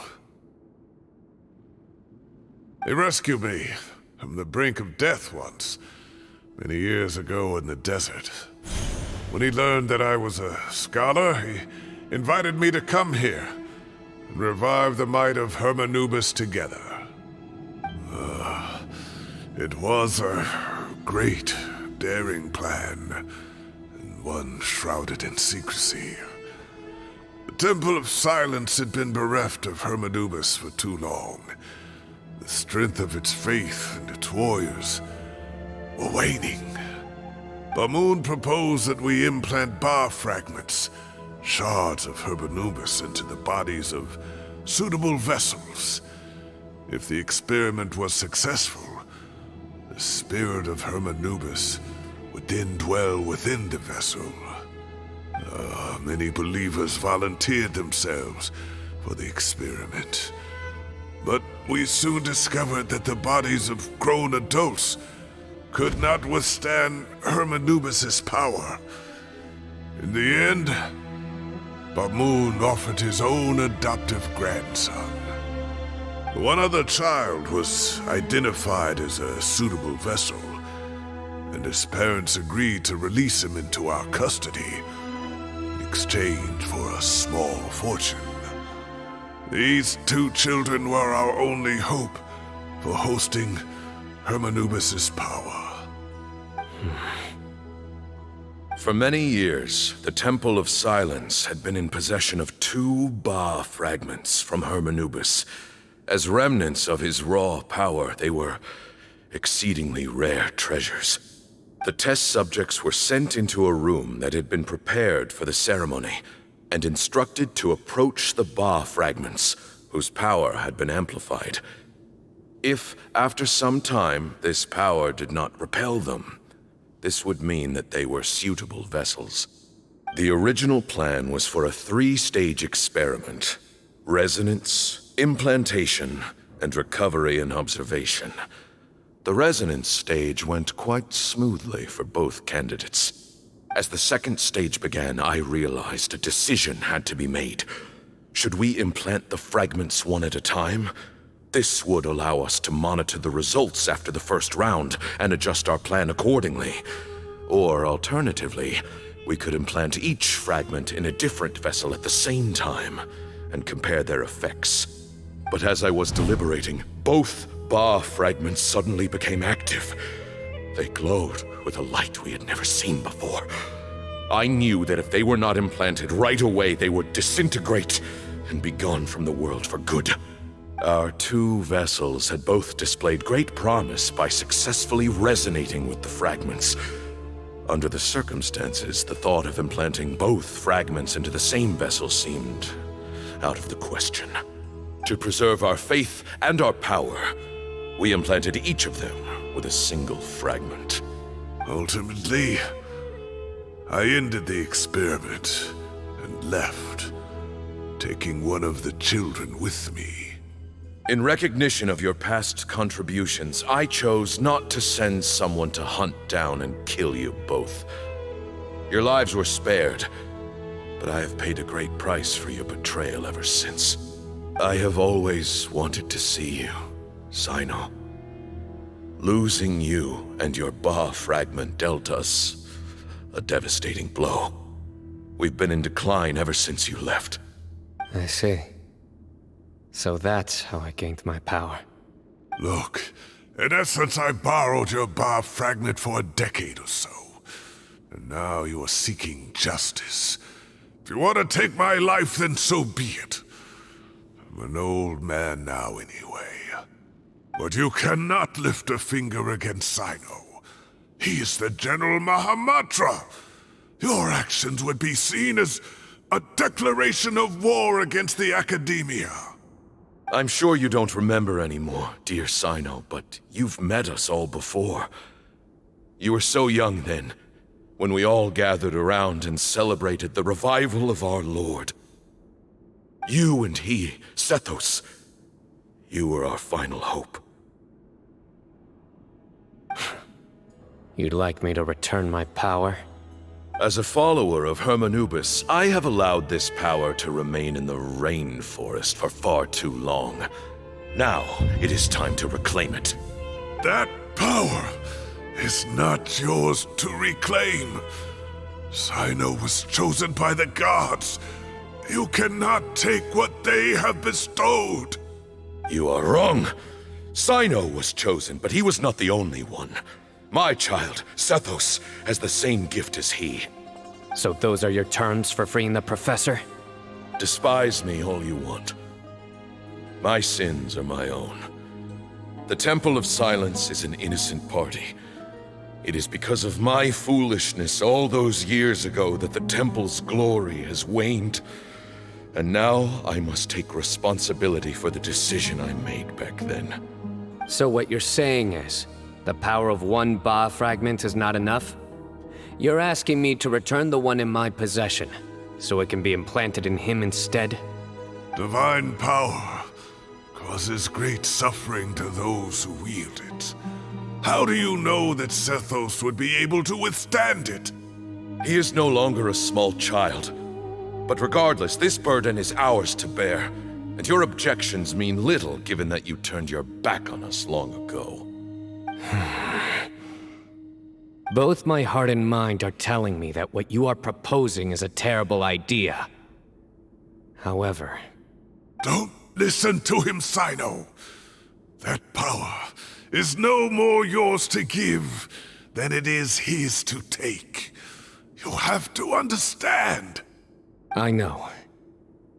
But if this is a question of your freedom versus a fragment of power, then... there is nothing to debate. Sorry to interrupt, but in my view, there are a number of contentions here that still need addressing. Say that Cyno refuses to return his power, and you also refuse to release Cyrus. Then, we are at an impasse. I find it hard to believe that you went to all this effort without planning for that possibility. You're trying to gauge where we stand while keeping your remaining cards close to your chest. Well, my stance is, put the rest of your cards on the table. Then we can have a discussion. Wait, those ears... So, we have a descendant of the Valukashuna in our midst. Splendid! Fate smiles upon us after all. Everything we have longed for, Hermanubis will provide. Perhaps this very day we'll...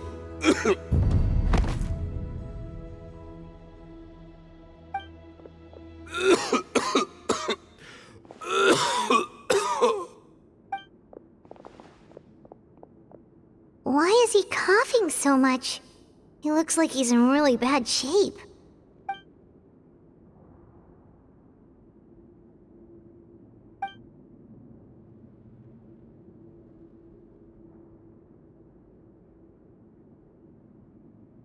Paimon, you... Take our leader back to his room. Sethos, you must... Grandfather, I know what you wish to say. Leave this in my hands. I don't like to drag out conversations, so I'll just cut to the chase. Had Cyrus not stopped the experiment all those years ago, the plan would most likely have been a success. The wisdom of Hermanubis would have been ours. Still, it's no use talking about what-ifs. We cannot change the past.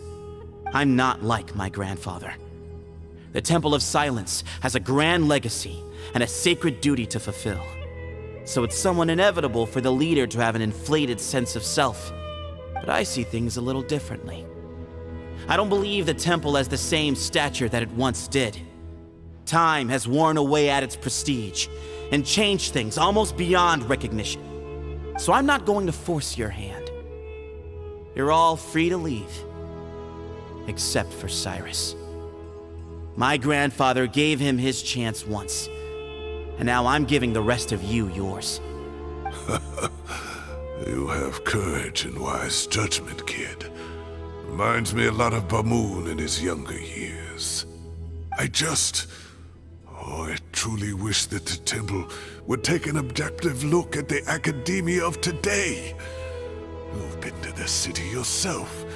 I'm sure you've seen that much has changed for the better, and things will only continue to improve.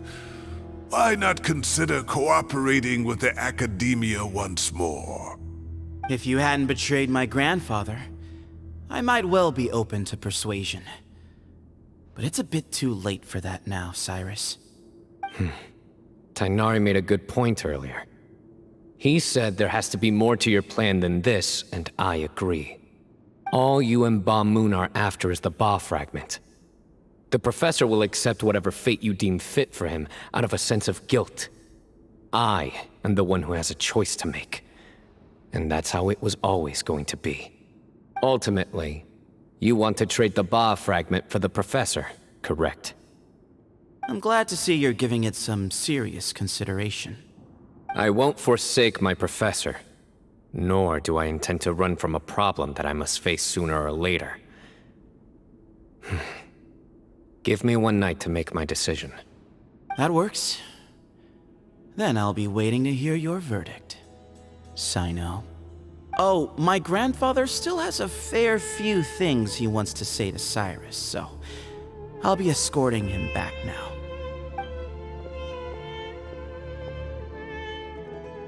Are you sure about negotiating with him? I need to think this through. Everyone, let's meet again later tonight. Until then, take some time for yourself.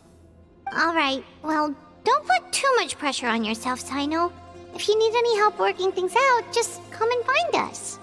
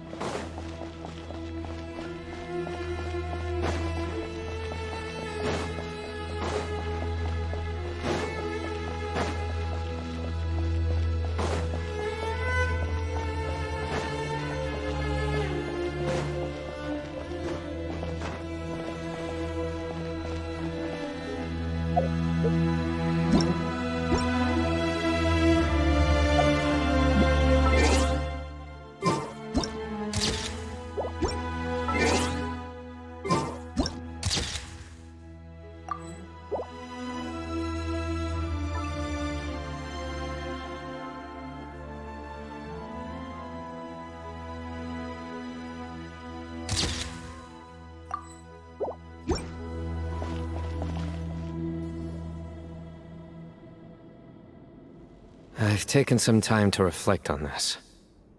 If I had to guess, Professor Cyrus came to the desert knowing that he would almost certainly never return. He's a stubborn man who tends to double down when he feels strongly about something. We won't get anywhere trying to convince him to escape. I agree. My master Nephis says the same thing. Once Cyrus makes up his mind about something, he won't listen to reason. Mm-hmm. So that's one thing. A few other things come to mind too. You've heard all you need to hear about the Temple of Silence, so on that, I don't have anything to add. My own memories of this place are hazy, though. Probably something to do with the overpowering presence of the Ba fragments. That might explain why I suffered from constant headaches and fevers as a child. I do remember having some fleeting moments of profound emotion when vague images would appear in my mind. But I don't recall much, only bits and pieces. I was still young then, and all I could understand was that there was a strong will inside my mind. Thinking back on it now, I suppose it was Hermanubis' way of trying to encourage me, even if we couldn't communicate. The power that came to inhabit my spirit was probably one of the cornerstones of their whole faith. So if the will and might of Hermanubis is a real, intangible thing, and they are its rightful worshippers, then... You're not gonna give in to their demands, are you? Surely there has to be another way! No. I have no intention of returning it. I need this power to protect Sumeru. But the temple has the right to make the final decision over its fate, since it belongs to one of the 7 pillars of King Deshret. So I will challenge them head-on, and win the right to wield this power for myself, fair and square. This reminds me of something Alhaitham mentioned to me just before we left. He said that the Temple of Silence was originally founded by the ruling elite of the day. Traditionally, such organizations are bound by a strict and ancient code of nobility. Kaveh has made similar observations about the desert tribes from his work trips there. He says many of them have their own internal rules. They talk about the importance of never dishonoring their tribal bonds, or the rules laid down by their ancestors. I think we could turn that to our advantage. Go back to them with a proposal of our own. Wow, and just like that, we've turned the tables on them! Looks like we have the same idea. Turn it back on them now while we still can, in terms that they cannot refuse. That's how we win this. Great. And I know just how to start the conversation. Let's go find Sethos. We'll tell him that I know a thing or two about medicine and would like to take a look at his grandfather's condition.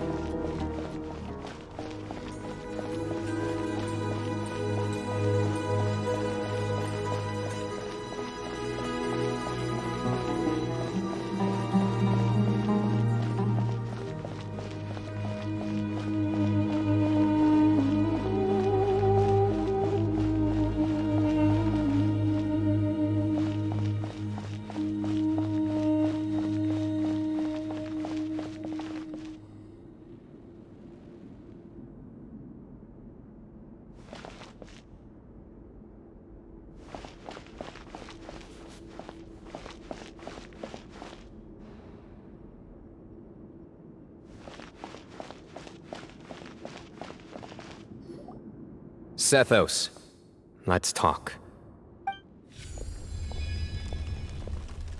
Have you made up your mind? We'll get to that, but first, I have some degree of medical training, so I was wondering if you might let me take a look at your grandfather? I have no objections, although we do have our own doctors here. I doubt you'll be able to tell us anything we don't already know. Only one way to find out. Follow me. Keep your voices down. We don't want to disturb him.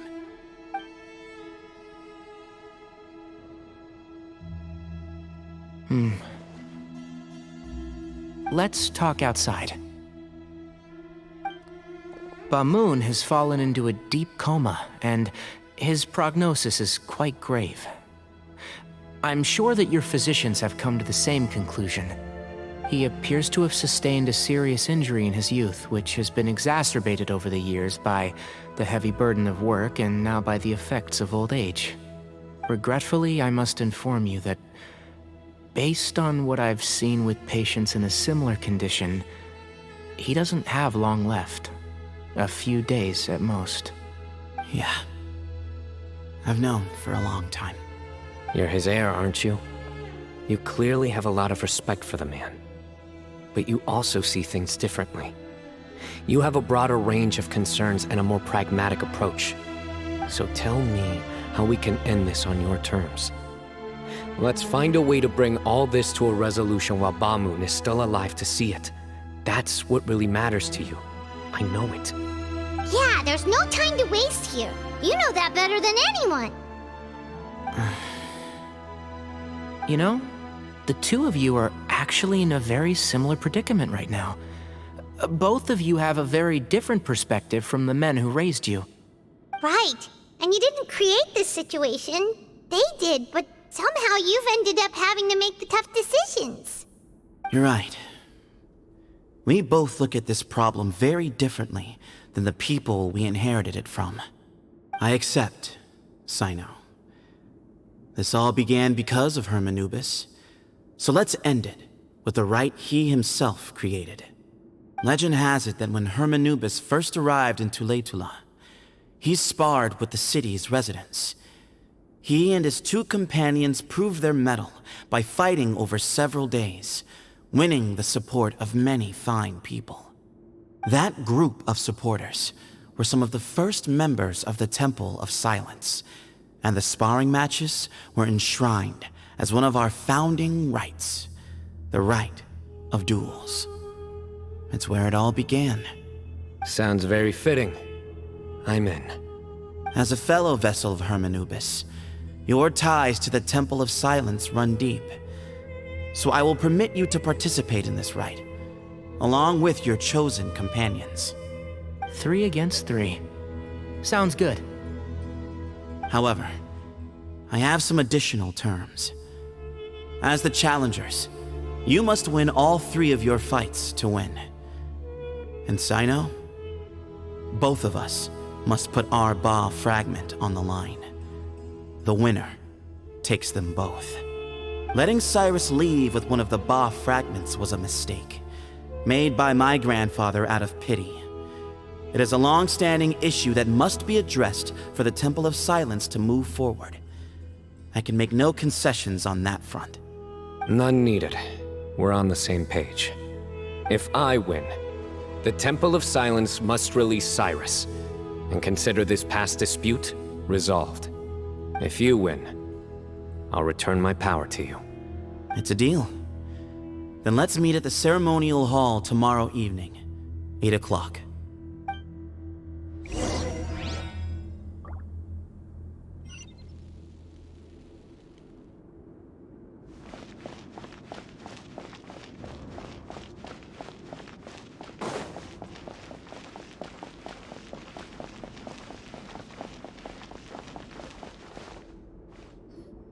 Well, after how that went, there's definitely no turning back now. There never was. Turning back hasn't been an option for me since the moment the professor slipped away to return to the desert.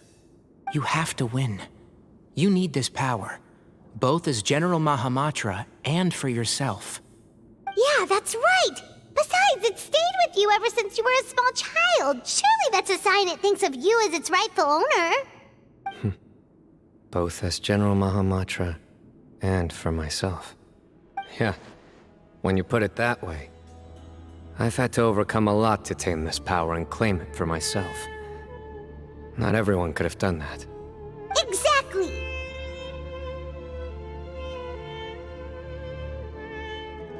The Traveler and I will never lose. And neither shall I. The desert was home to an ancient and great civilization that, for a variety of reasons, fell out with the civilization of the rainforest.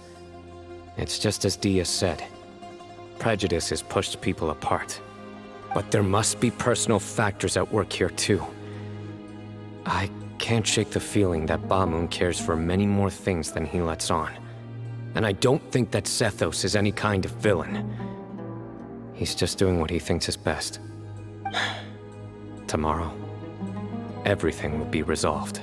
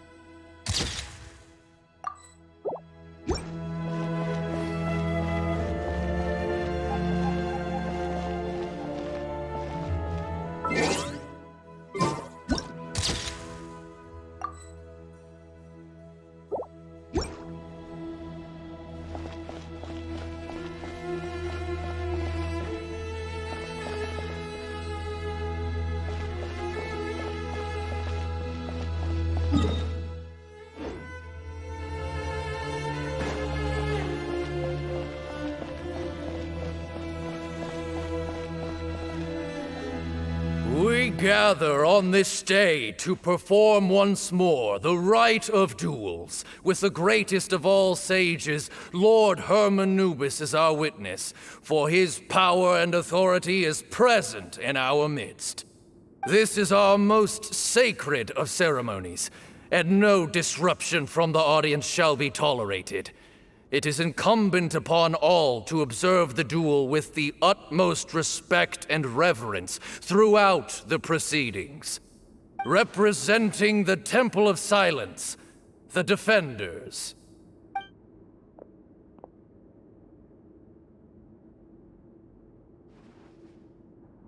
Grandfather, you're here. A rite of duels after all these years. I am surprised by your decision, Sethos.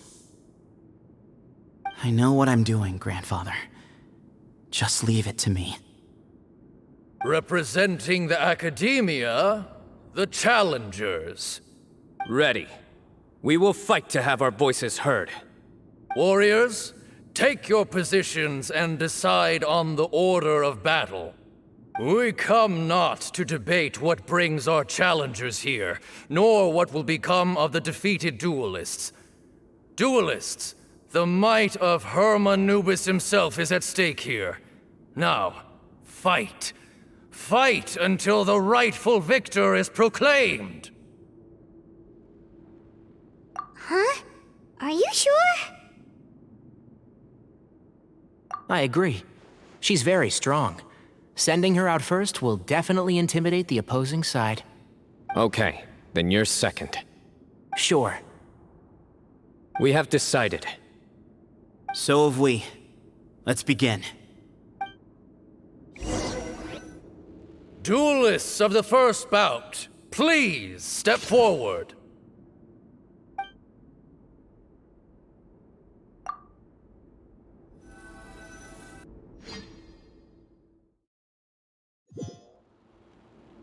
Don't forget, safety first! Hey, you there! You better play nice with her, or Paimon will make you regret it! Little bit too much chatter from the audience over there. Hey!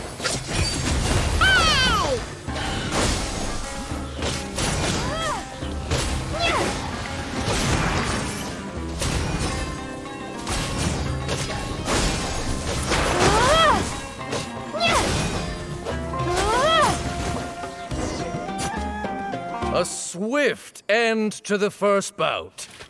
I now invite the duelists of the second bout to please step forward. When you're both ready, you may begin. Let's begin. Watch out! He drank plenty of water before the bout, so he should be fine.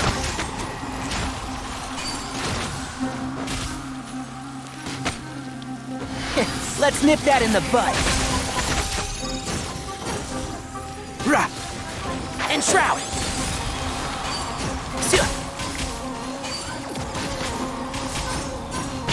Yeah!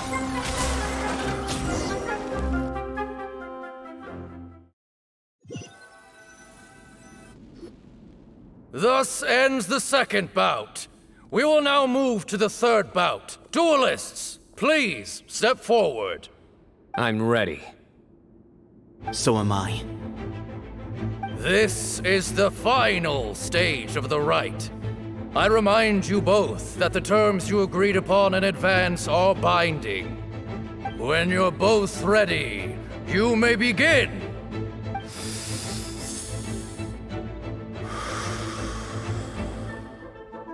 I am Sethos, vessel of Hermanubis, grandson of Bamun, the leader of the Temple of Silence. For many years, we have kept our covenant with Lord Hermanubis by guarding the secrets of King Deshret. And even in our darkest hour, when we could not see a way forward, we chose not to abandon hope, but to embark on a brave new experiment so that we might prevail. We earnestly sought Lord Hermanubis' wisdom and power, longing to see his spirit and his light descend upon us. Now, I will fight to become the rightful wielder of that power! I am Cyno, General Mahamatra of the Academia, student and successor of Cyrus, the Sage of Spontamod. I fight in defense of my power, my professor, and my nation. And you, I think you left some things unsaid. This is a sacred duel, and Hermanubis is watching. So bare your soul.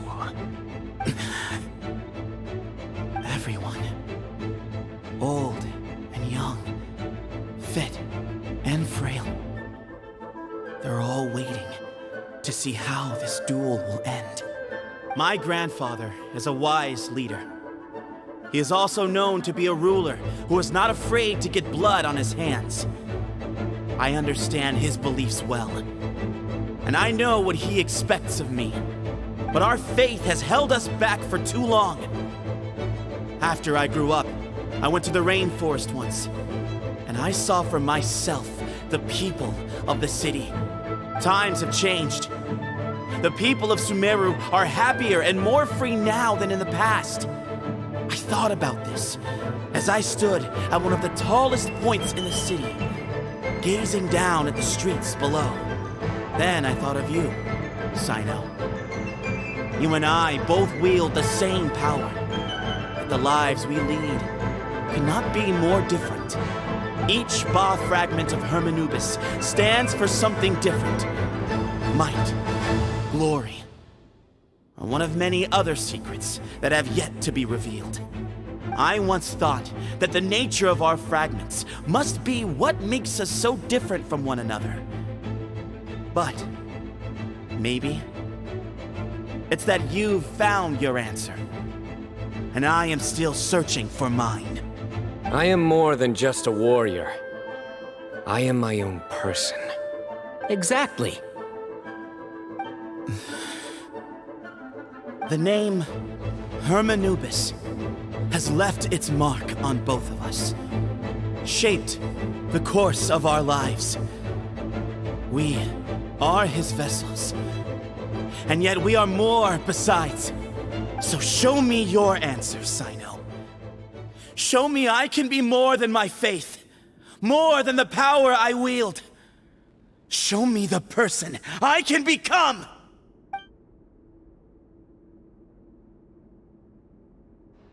Bring it on!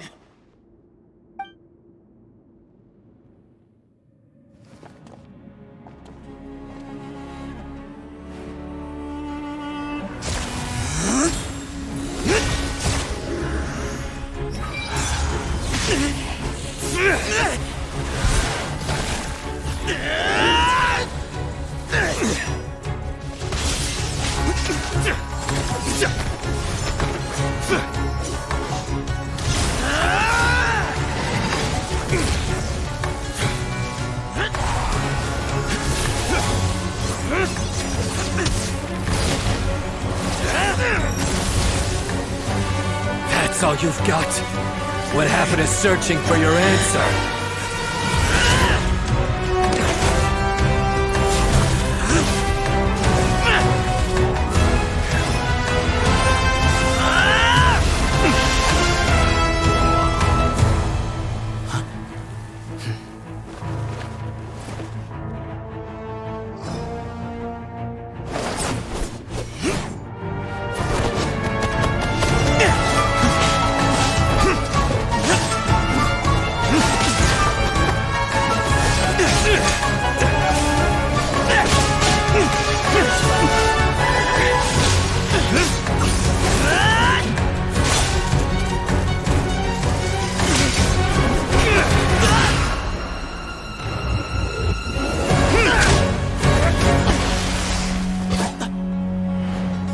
Fight's over.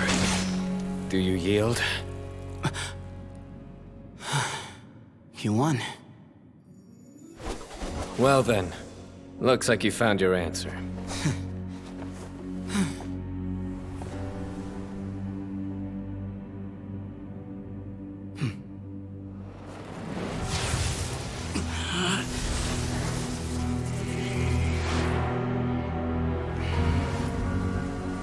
I give his glory to you.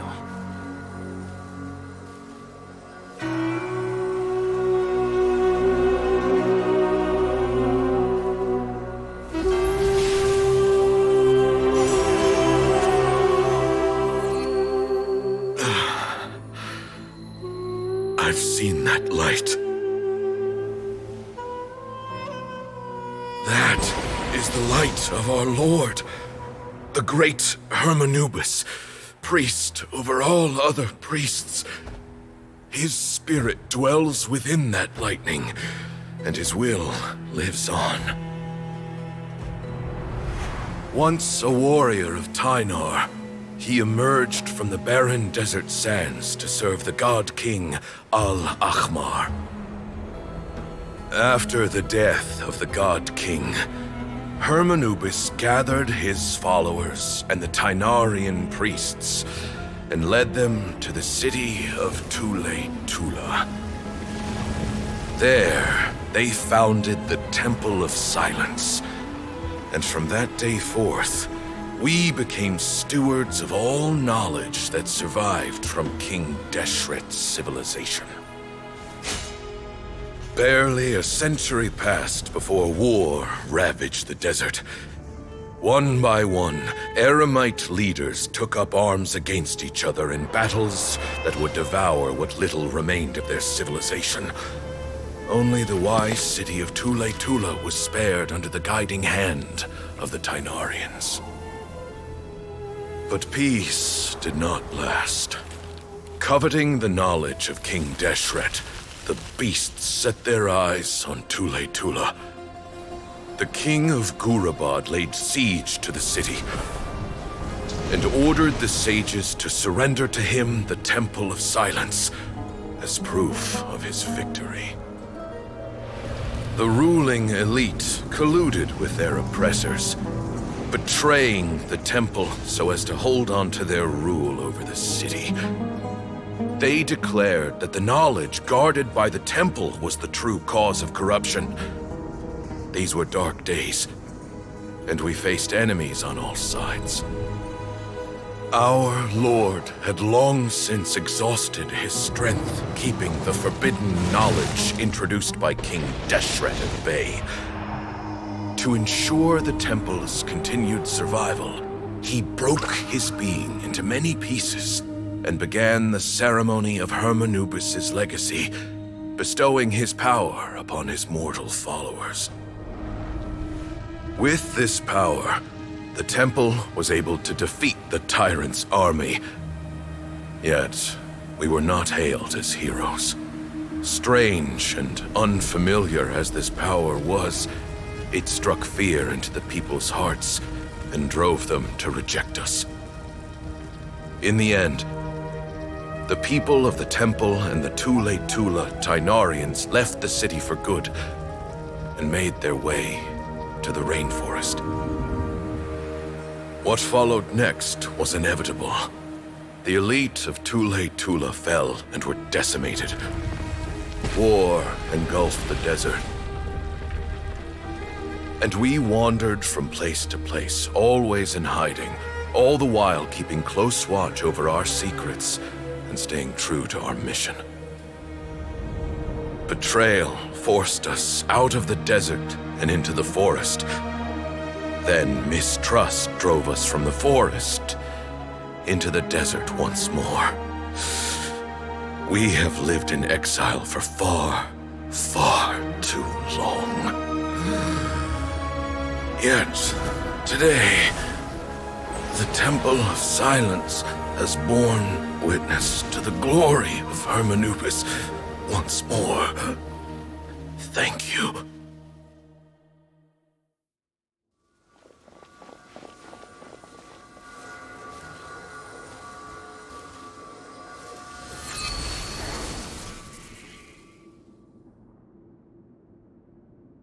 How is it?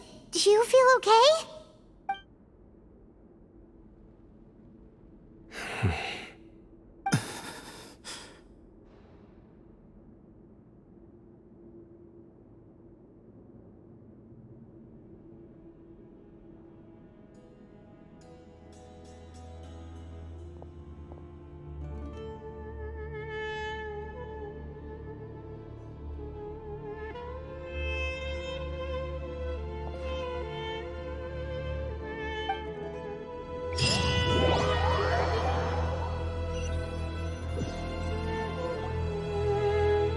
Grandfather.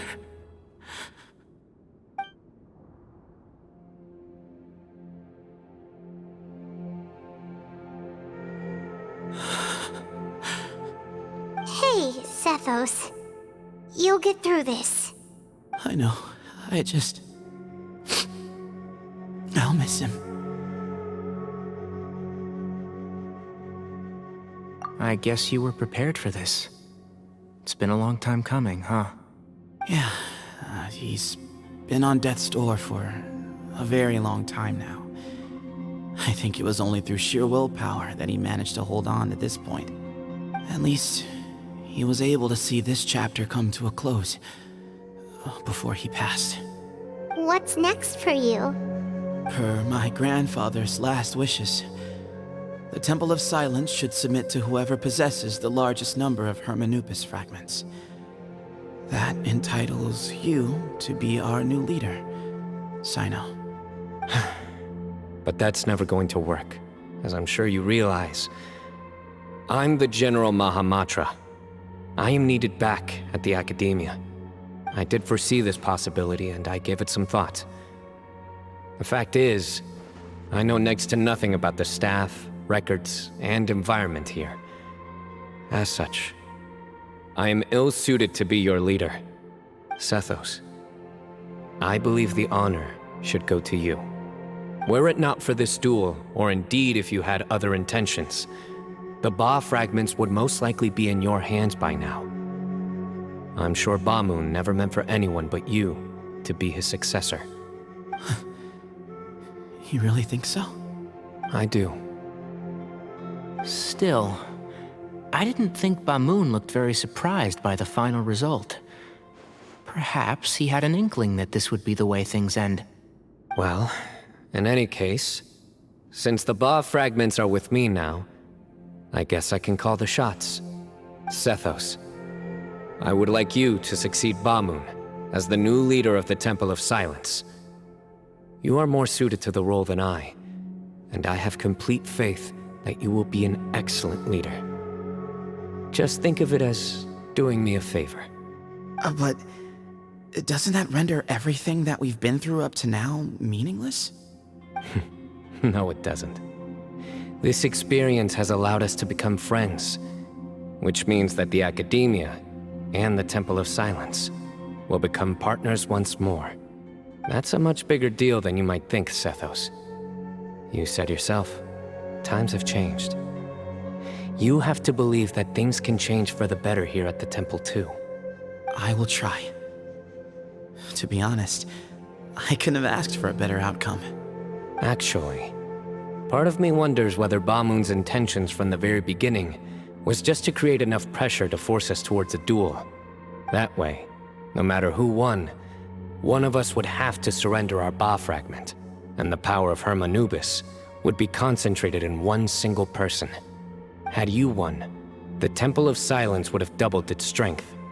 And were I to win, he correctly anticipated that I wouldn't suddenly drop everything to become the leader of the Temple, much less integrate the Temple into the Academia by force.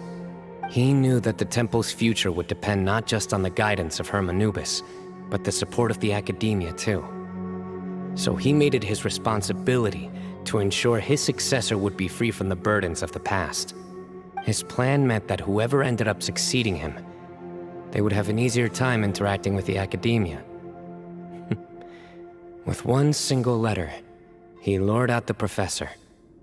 No matter what happened after that, it would result in a net benefit to the Temple.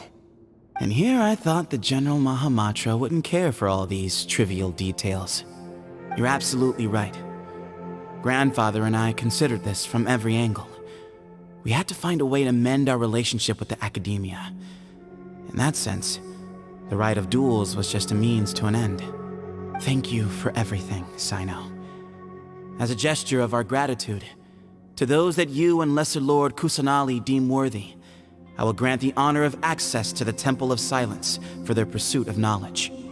The Temple of Silence has a wealth of information on King Deshret's civilization, more than any other organization in existence today. In times when you need information that only we can provide, we will be here to support you.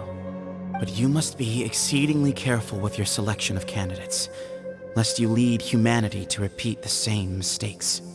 By the way, Tainari, my grandfather was so happy to see you.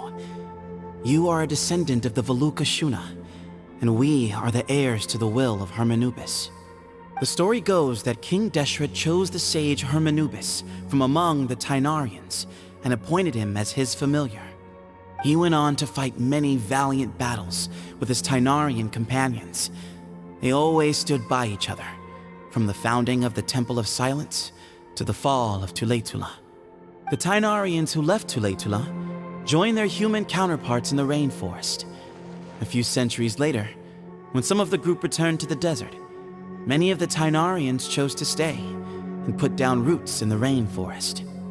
In all likelihood, those were your ancestors. How fascinating. My father once mentioned that I was named after the Tainarians, but I never knew that my forebears had such a history with the Temple of Silence. I like this story. By the way, has anyone seen Cyrus? Yes, Cyrus. You'll probably find him in my grandfather's room. He wouldn't show it in front of me, but I think he still has many fond memories of my grandfather. If it's true that you and your grandfather really planned for everything to turn out this way, then I guess he didn't really resent Cyrus as much as he appeared to. Who knows? Perhaps all of us. You, me, and Cyrus. We're all just pawns in my grandfather's plan to set things straight. He was awful like that. Someone's got to make the decisions when history is at a crossroads. I will make a detailed report on all of this to Lesser Lord Kusanali, and arrange for an official delegation from the Academia to come and meet you in the desert. I'm sure you'll have lots to attend to in the days ahead. But once things return to normal, please come and visit the rainforest again. You should stay for a few days this time, and start to build some relationships. If we're going to work together, both sides have to get to know one another better. I will. All right, well, bye for now, everyone. I'll be seeing you. See you soon. Come hang out with us anytime.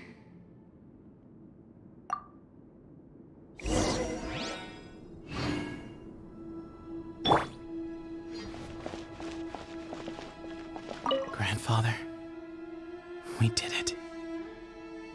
We achieved what we set out to do. From this day on, the Temple of Silence has the chance to work with the Academia once more. Real change, real opportunities. They are now within our grasp.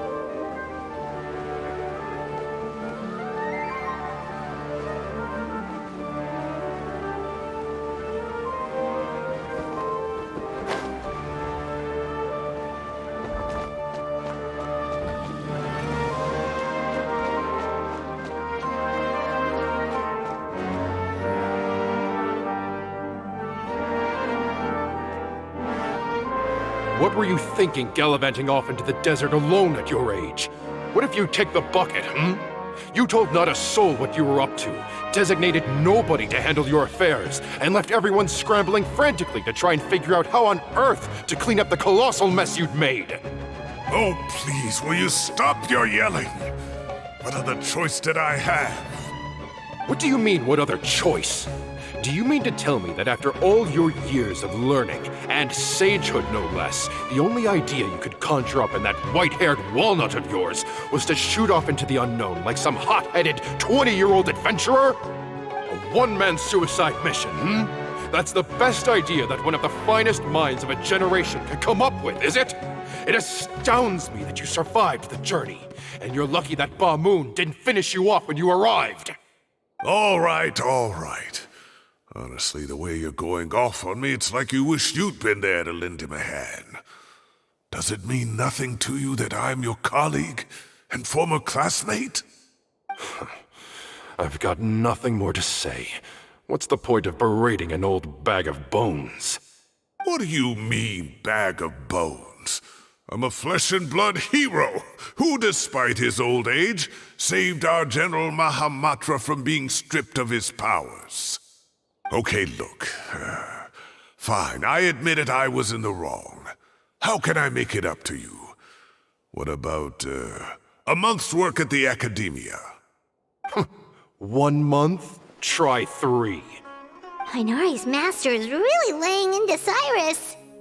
Let's give them a wide berth. Professor brought this on himself. Don't pay any attention to him. Wow, I haven't seen Master get this riled up in a long time. The last time he chewed someone out like this must have been back when I was still a student. I think I'll go around and update everyone, tell them the situation's resolved. Want to come with me? We can go for dinner afterwards. My treat. You in? Makes sense. I'm in. Paimon's coming too! Let's go!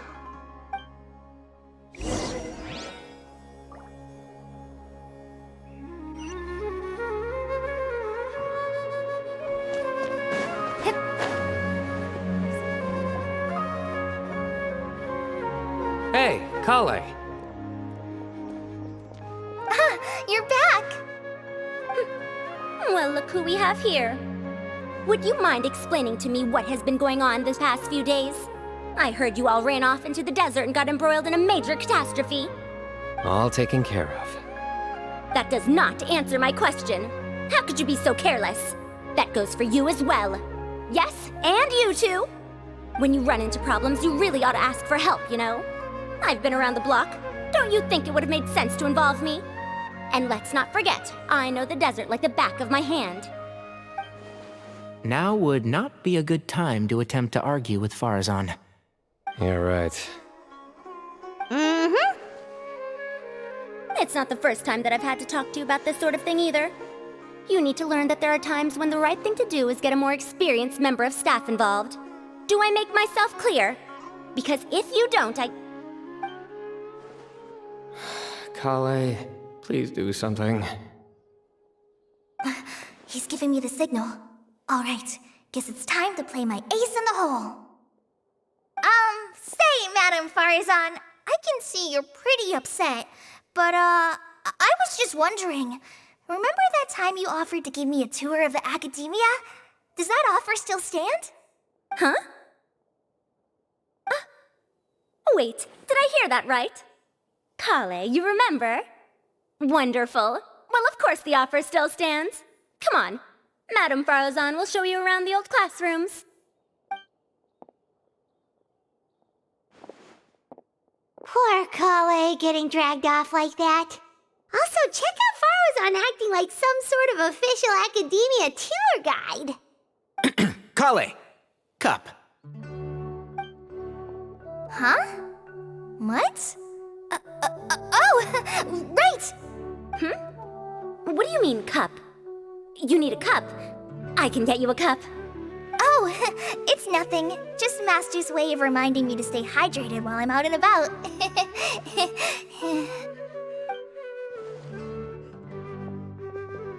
It's code for let's reconvene at the cafe. Tighnari and I used it while we were in school, and it's become something of a family tradition now. Oh, that's kind of fun. Mm-hmm. 2 people left. Let's bring them along too.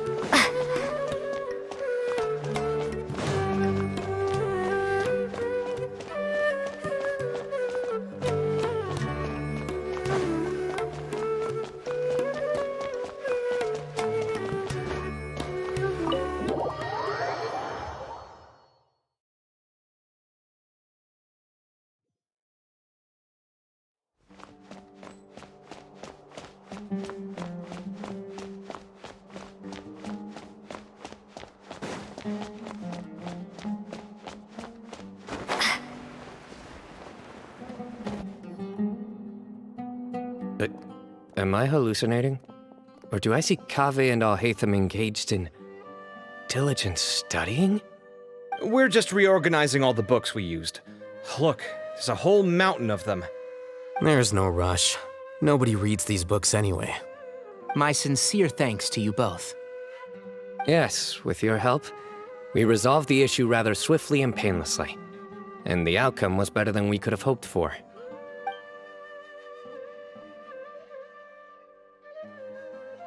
I see.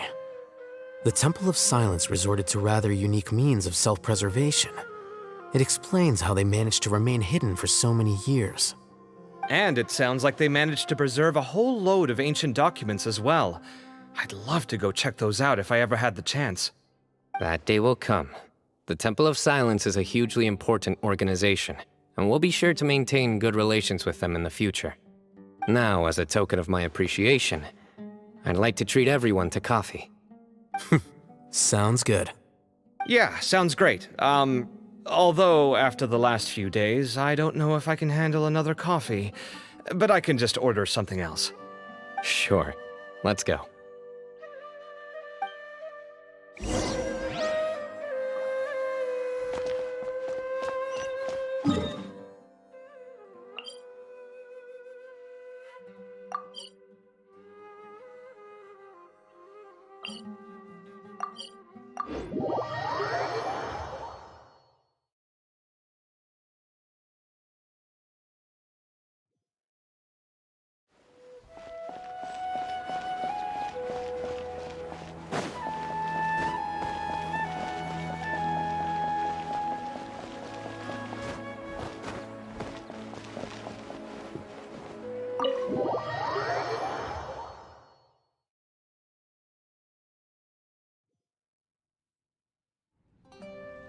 And then the Traveler just pounced on their opponent and knocked him right out cold.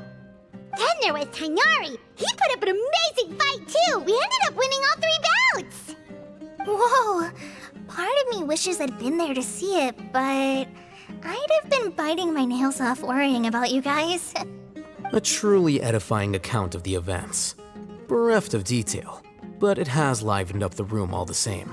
Hey, Paimon included all the juicy details. The Traveler just pounced and then waved their sword like this, then spun around and blocked. Despite winning 3 bouts in a row, you still ceded the position of leader to him. That's very dignified of you, Cyno. Of course. Being dignified comes with being a true champion. I got to be a champion too for once. I've not sparred much with desert folk before. It was a pretty unique experience. Yeah! Huge place! It felt like something right out of an epic poem! Imagine this. It was like there was... Maybe save that one for later, Paimon. Dessert's here.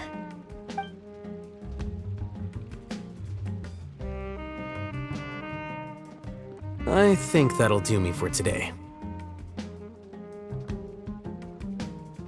Shall we stop off at the House of Dana again before heading home? We should probably finish putting all those books back. My thoughts exactly. See you around. I should get going as well. See you all later. Make sure you get some good rest tonight. I need to go say thanks to the Core 30 for their help. Also, Sir Nephis says he wanted to introduce me to some of the Academia's work processes. So, I gotta dash too. Kale's come a long way. She's much more confident at dealing with other people these days. Everyone's a work in progress. You never stop learning. Yeah, true.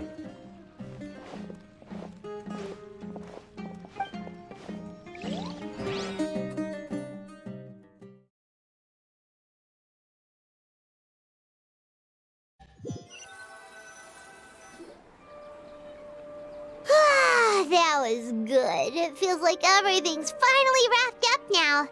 Life is all about these moments when you can finally relax and hang out with good friends after a job well done. And also, those desserts Cyno got, they were really good. Paimon definitely needs more of those in the future. Do you three have anything planned for the rest of the day? If not, would you come somewhere with me? That's a secret for now. Wouldn't want to spoil the surprise. Okay, I think I can guess what you're talking about. It'll definitely be a nice surprise. Well, now Paimon's curious. Come on, let's go.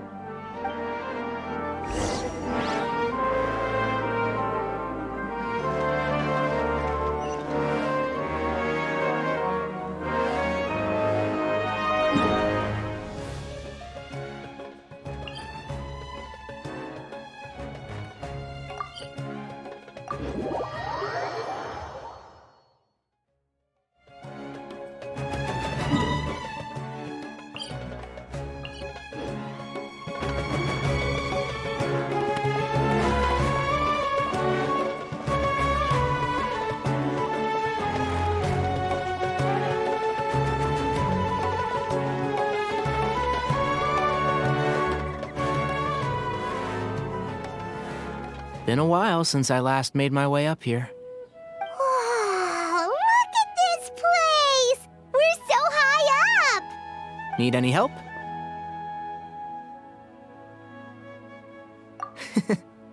As you wish.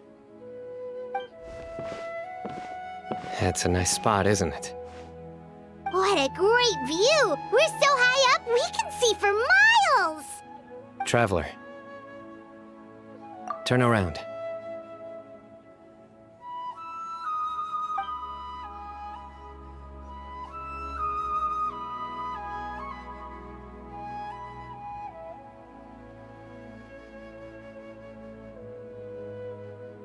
This is my secret base.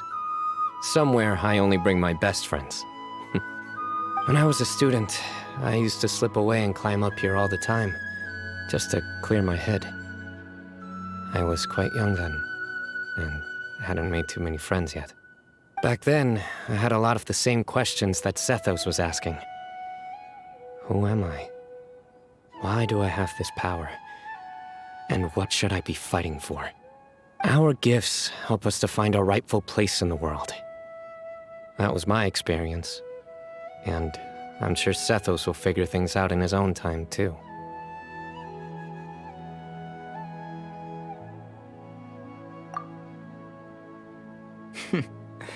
You two really are like brothers. I feel the same way.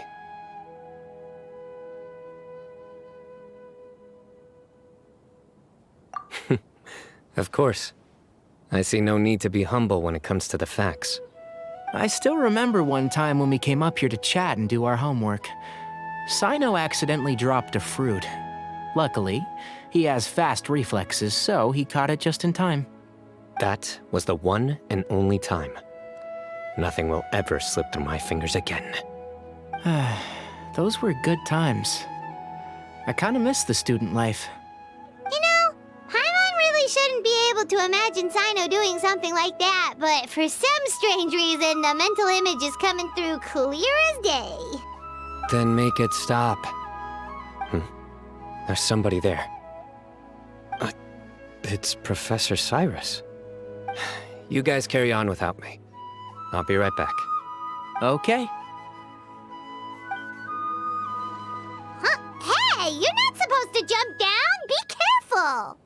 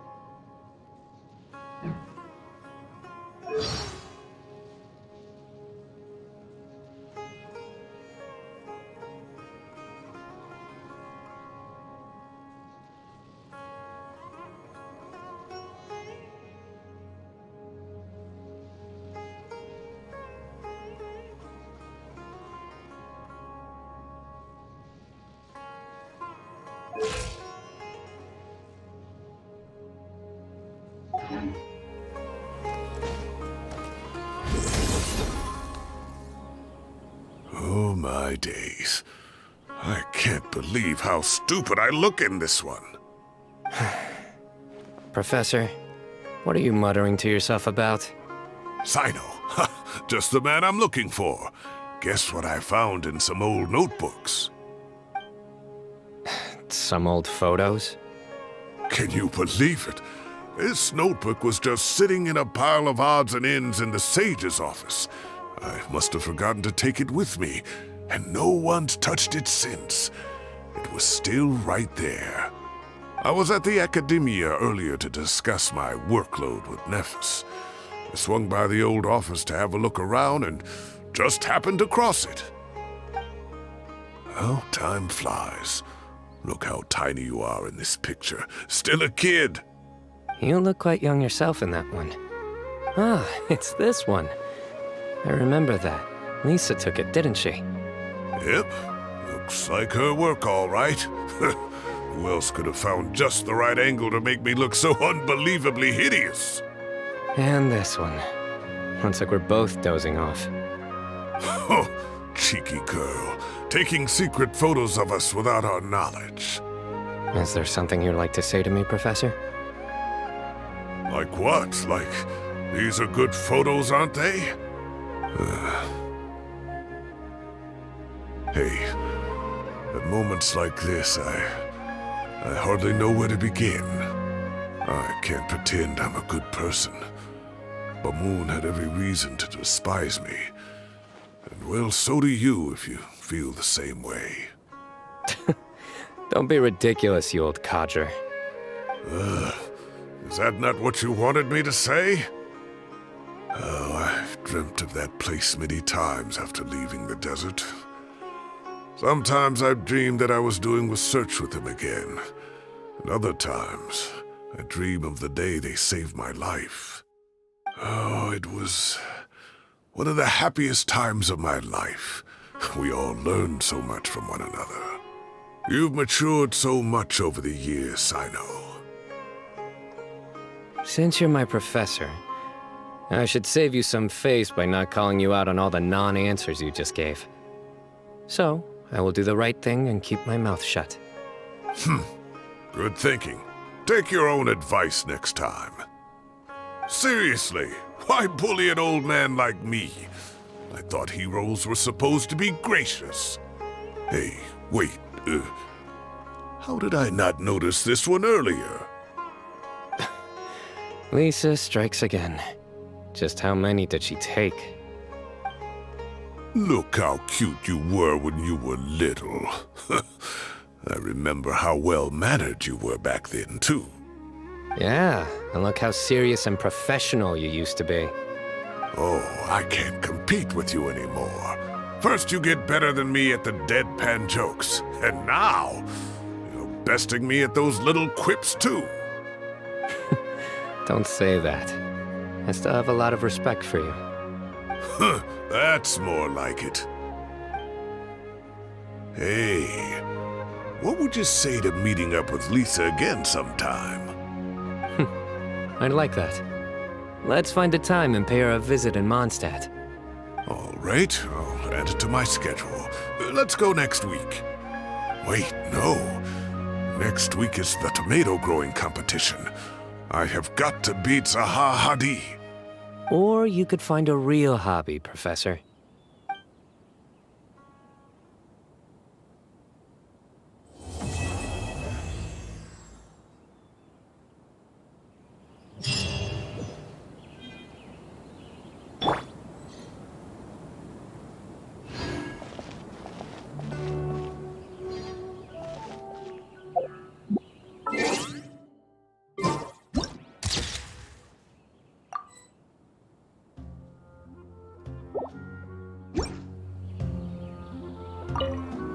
Great view today. This atmosphere calls for a joke out of left field, to catch the listener unawares.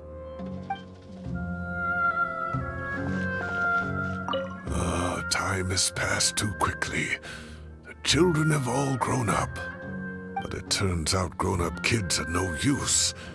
When Nephis comes after me, Cyno still can't do anything to protect me. Oh, that boy.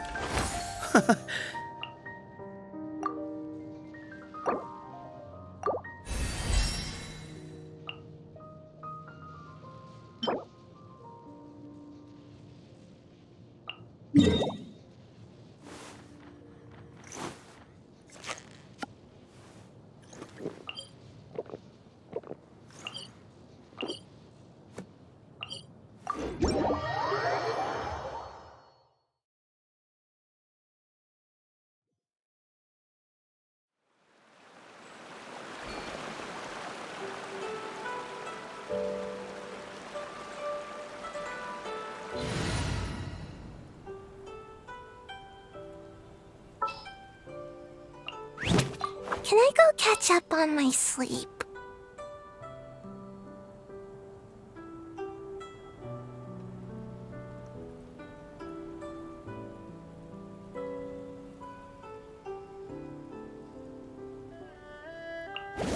I'll bring my seasonings.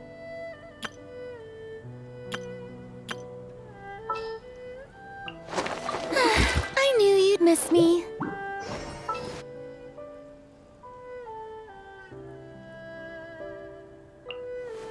Anything you need delivered?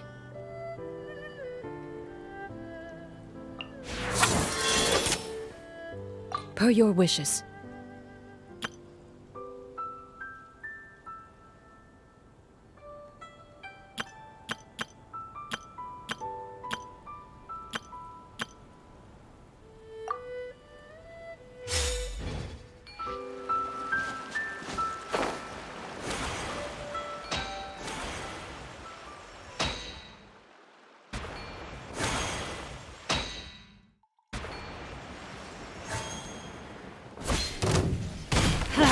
Everybody stand back! Stop right there!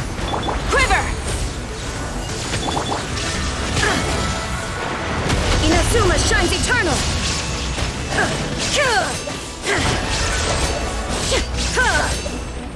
There is no escape!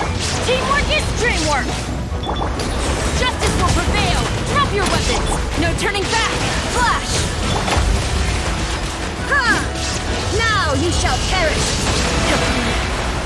The mortal plane of fleeting dream.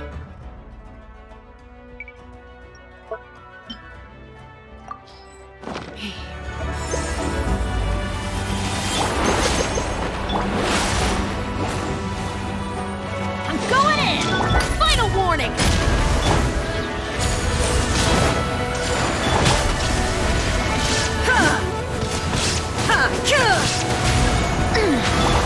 We go!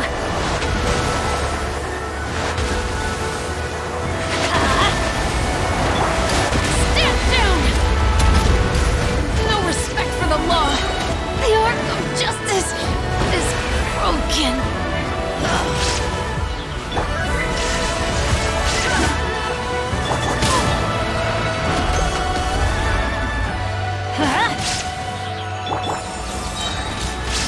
Shine down! Everybody stand back! Torn to oblivion!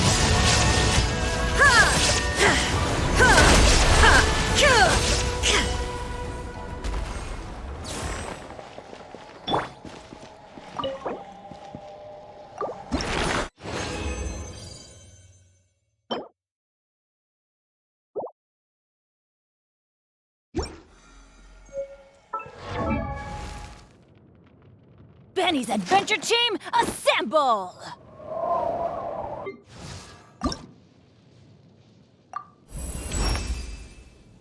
Wow.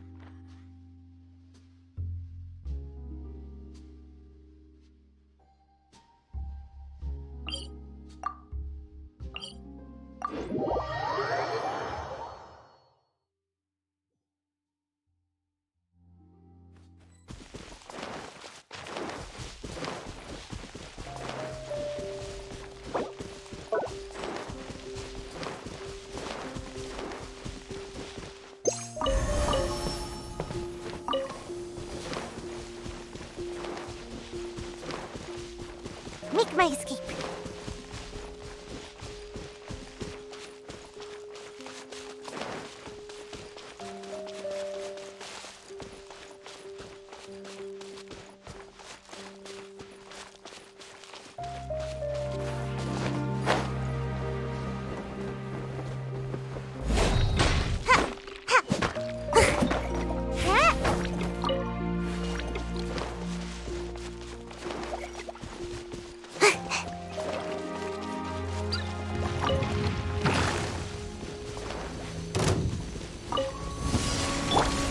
Wheel of life. And away I go!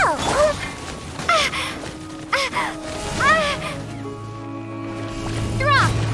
Bow your head.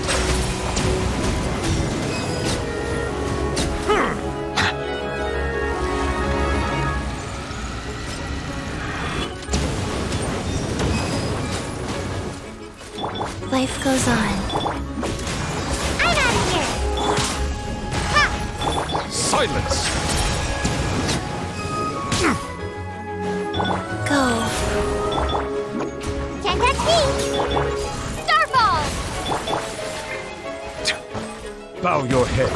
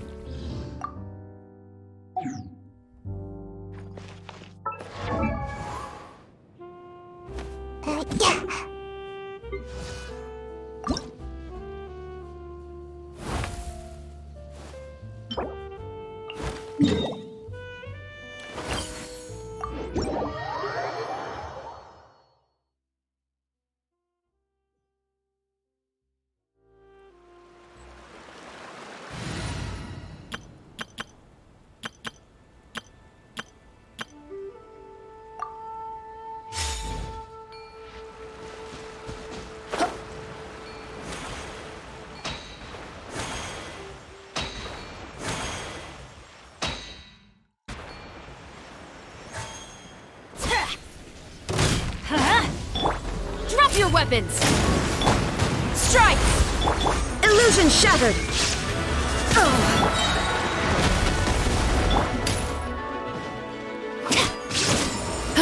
Quiver! There is no escape! Teamwork is dreamwork! Flash! Illusion shattered! Storm the front! Inazuma shines eternal!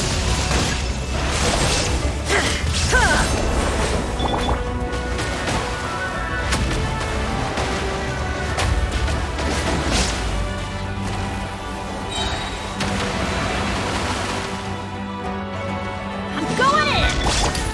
You asked for it! Strike! Life is not eternal. Shine down!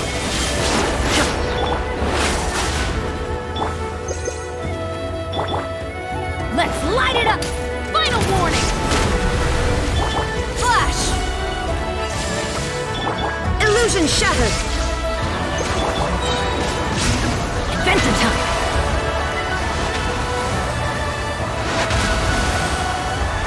Teamwork is dreamwork! I am defeated. There is no escape!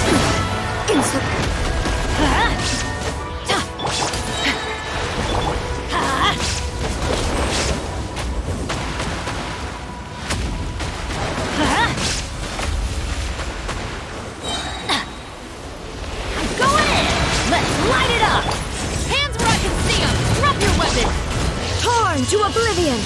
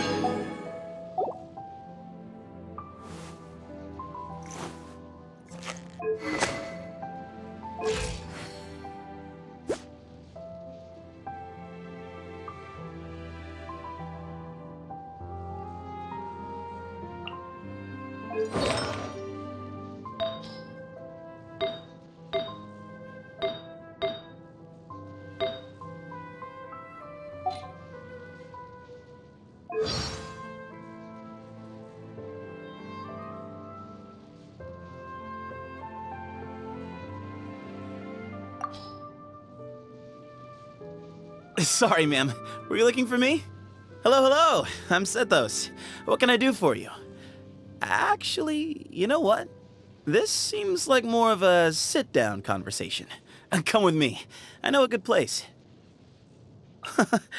This is your training regimen, huh? Interesting.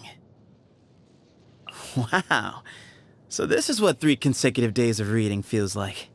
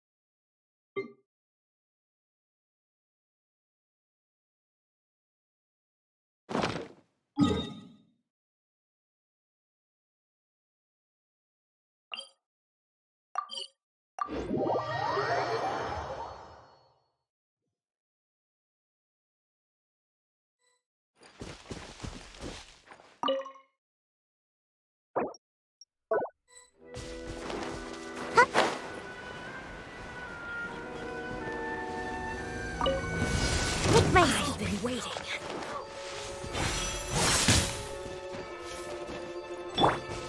Wheel of Life. Sacred name. Fortune Preserver. You can't run! I'm out of here! Shake! Drop! Which is nearing its end. The tide's beckon. Looks like I went too far. I have...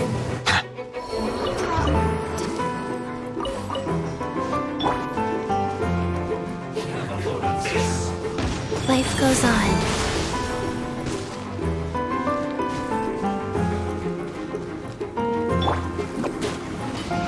Don't be a killjoy! We've only just begun! I see through you! I can't run! Silence! Don't be a killjoy! We've only just begun! Away I go! Rumble apart!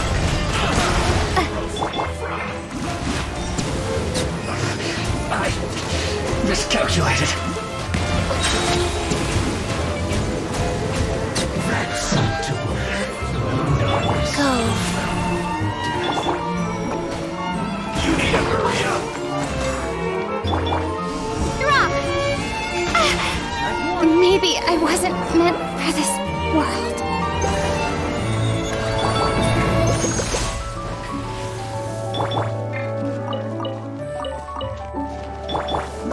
This one's well done. I'm out of here! You need to hurry up.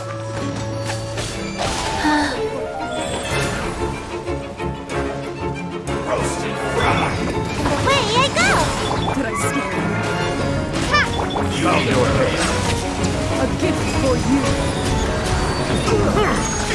Let the mighty be humbled!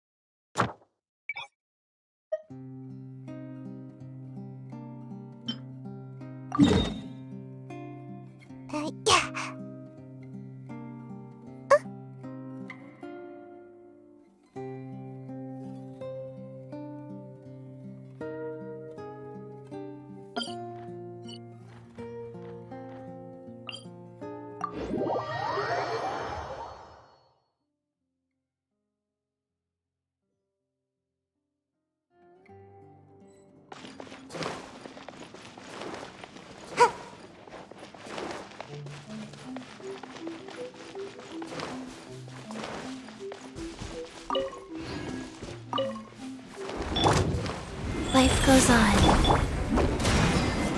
And that's me! Drop! Silence!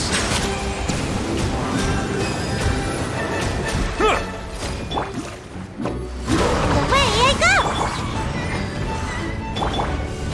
Ha! Settle down!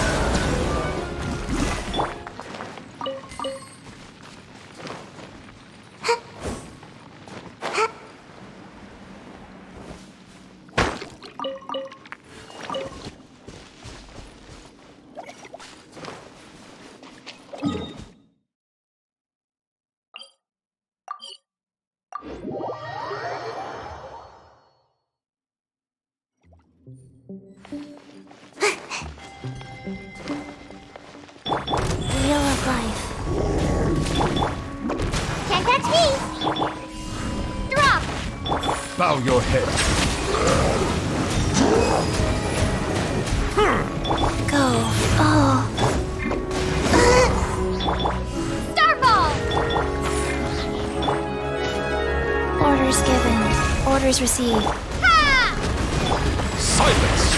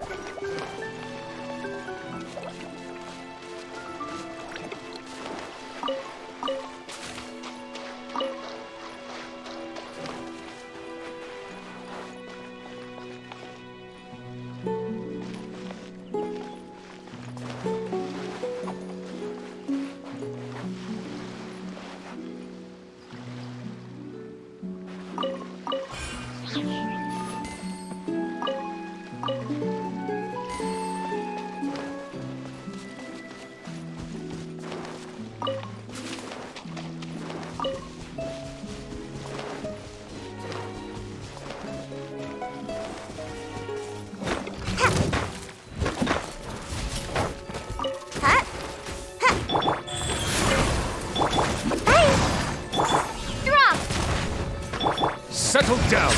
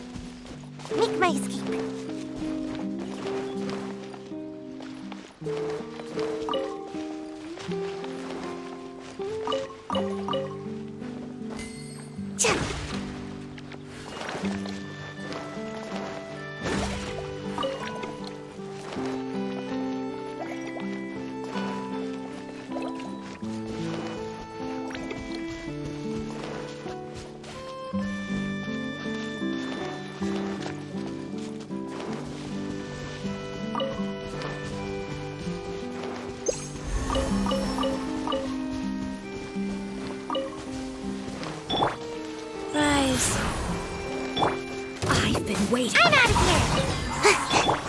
Ha!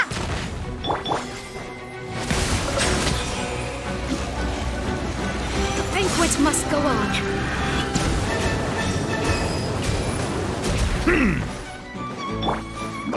Can't catch me!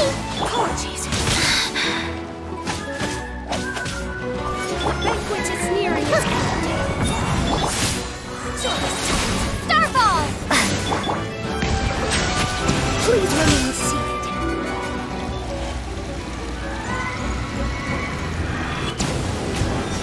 The banquet must go on.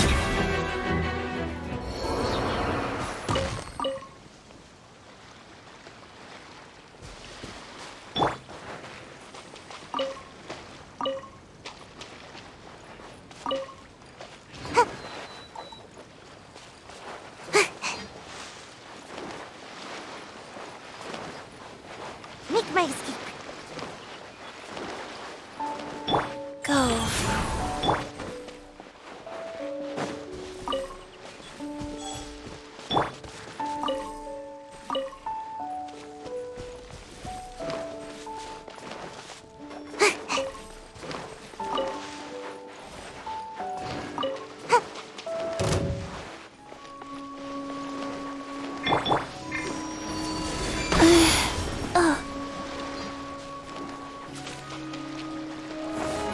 Rise. I'm out of here! Come on out! Drop! Shake! Can I scare you? Be sanctified.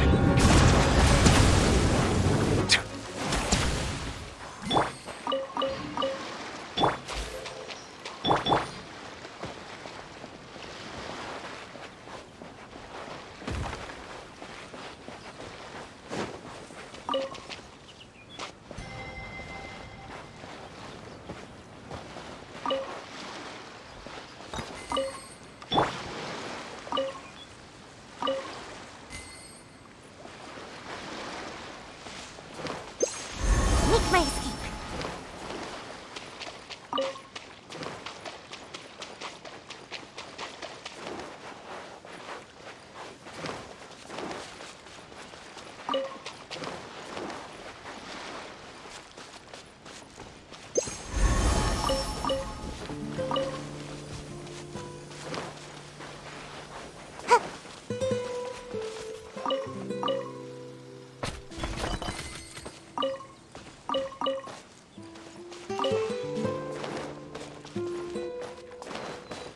Make my escape.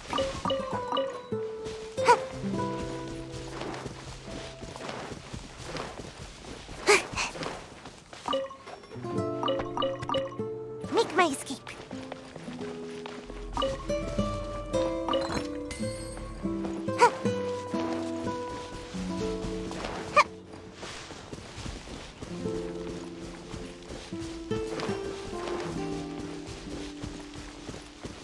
Make my escape.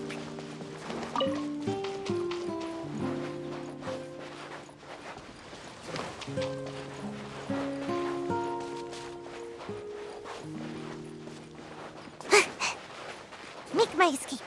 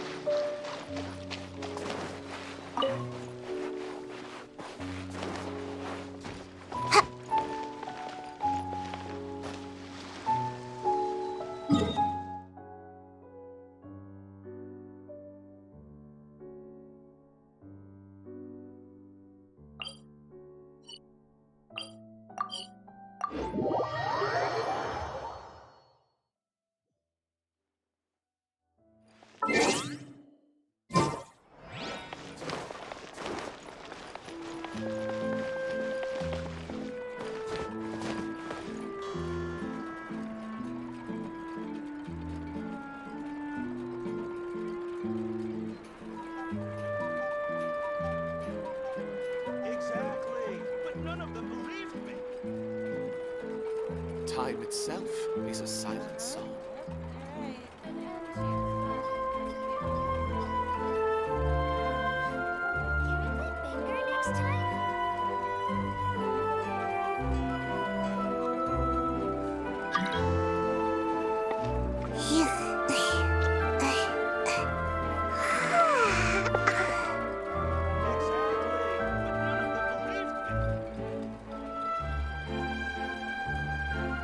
Time itself is a silent song.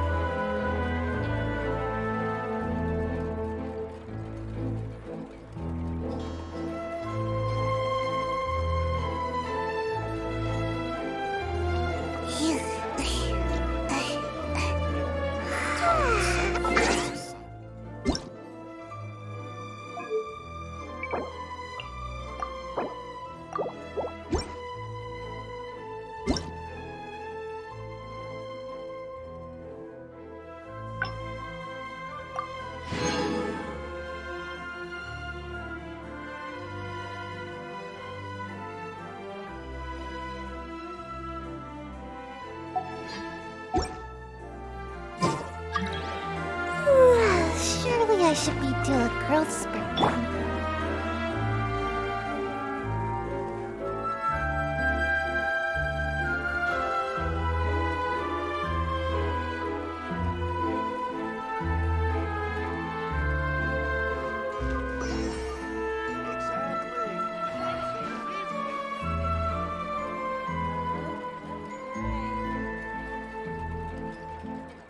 Time itself is a silent song.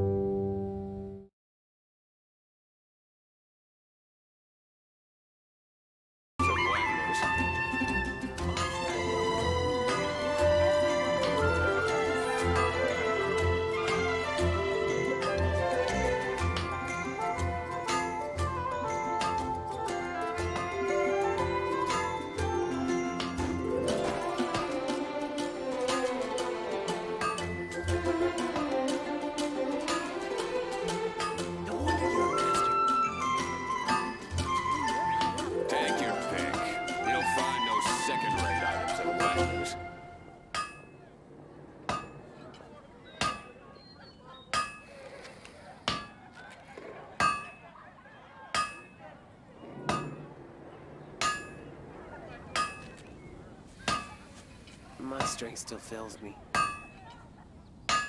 When you're high up, everyone can hear your voice.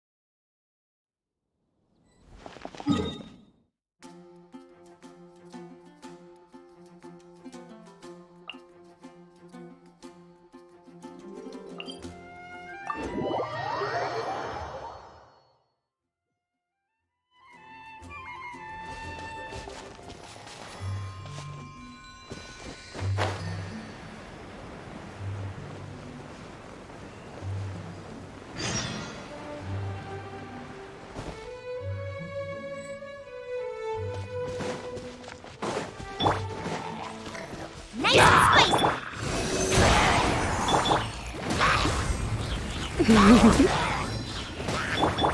Starfall!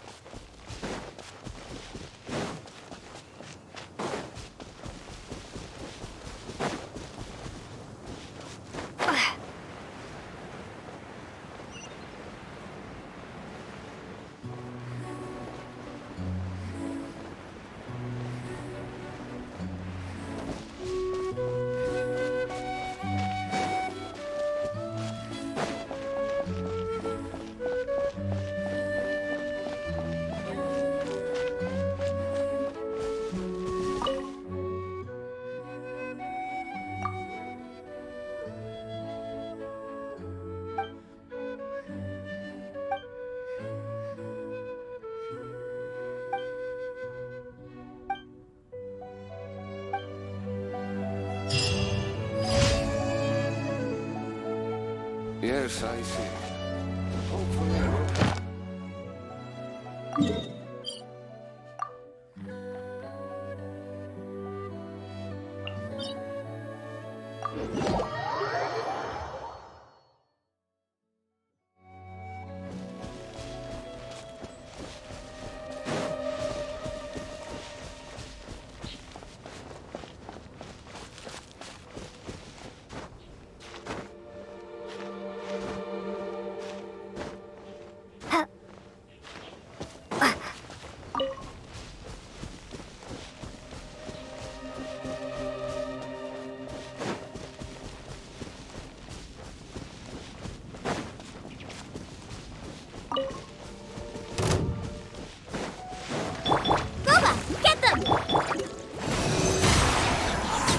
You're in for a little shock.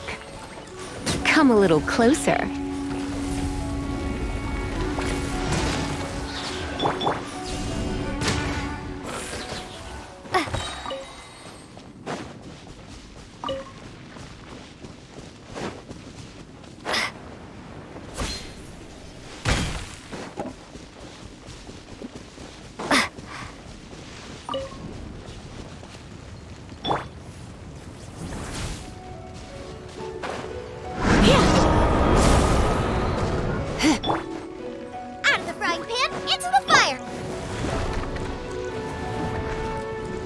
Surrender and I'll be gentle. Come a little close.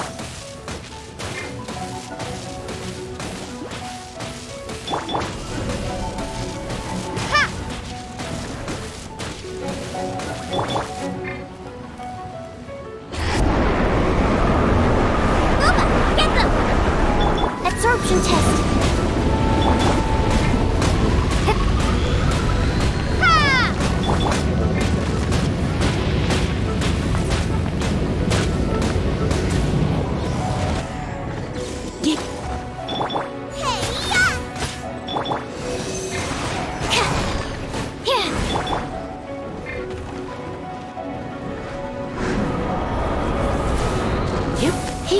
You're in for a little shock. Come a little closer.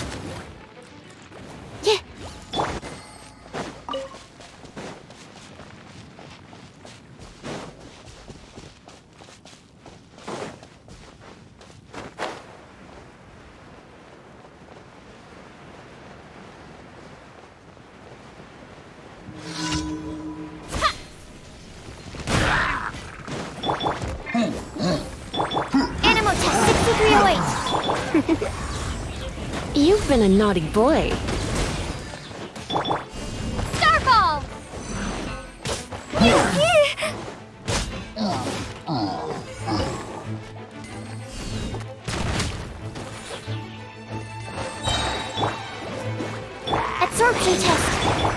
Come a little closer. Blitz.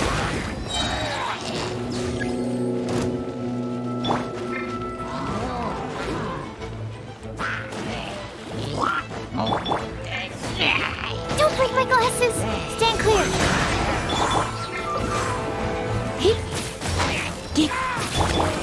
Ha!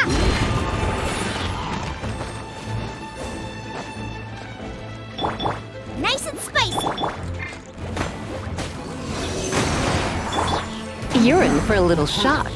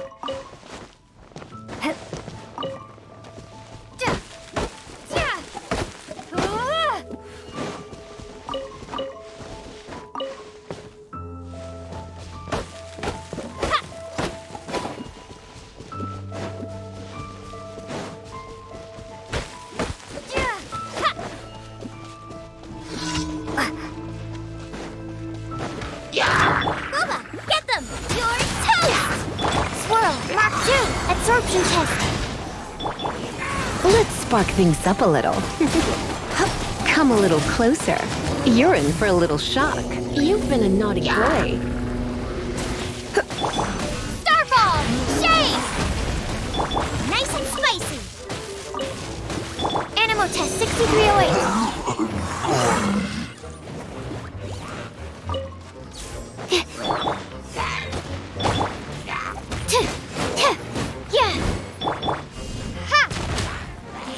Come a little closer.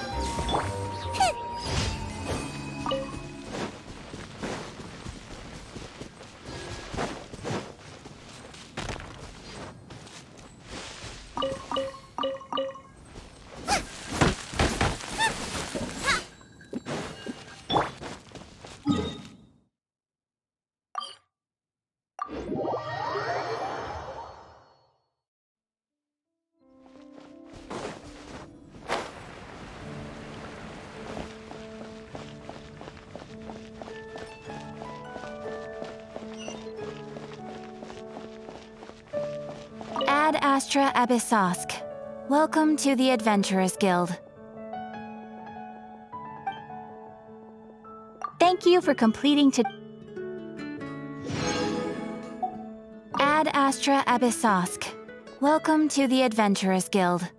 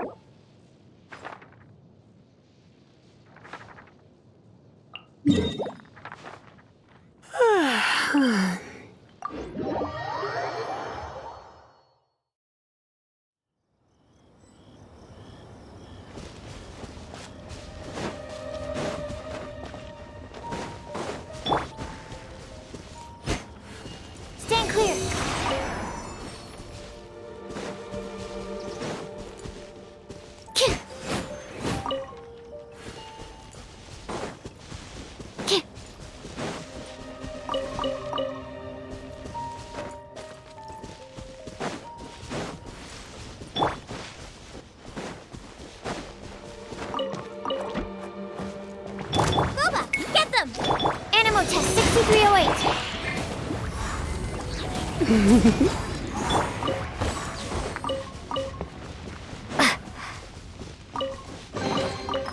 this an answer from this world?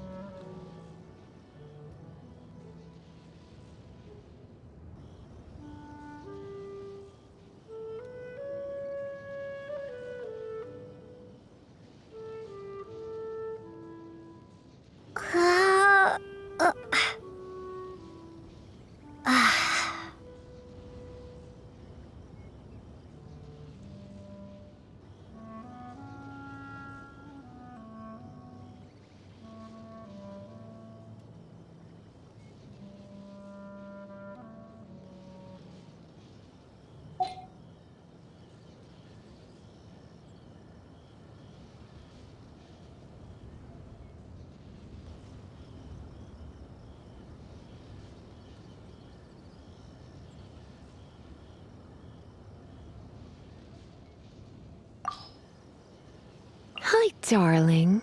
Are you going to be Lisa's little helper? What? Me? A Grand Mage? That was a long time ago. I'm just a humble librarian now. Don't worry, darling. I'll take very good care of you. So...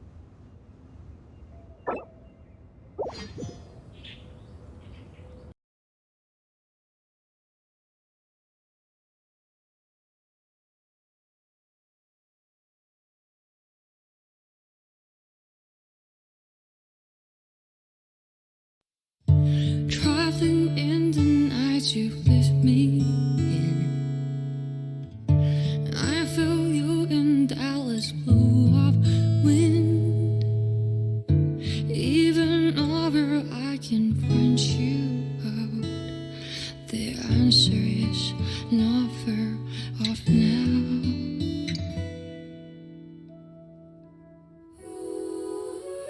This journey of ours has been bittersweet. Close my eyes wondering what you would have dreamed if you were here standing next to me. Would you know how I feel and see what I see?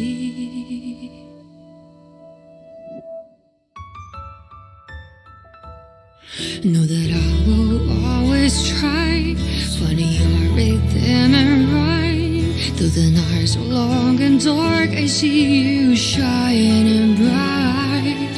And no matter where you are, you've come with me this far.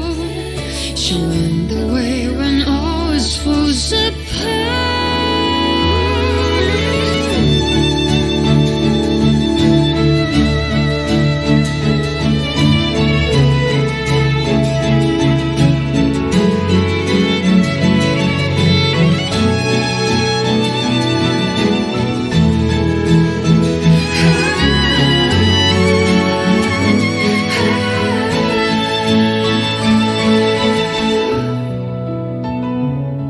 When the snow melts away and the ice finally breaks, have you taken off? Are you already on your way?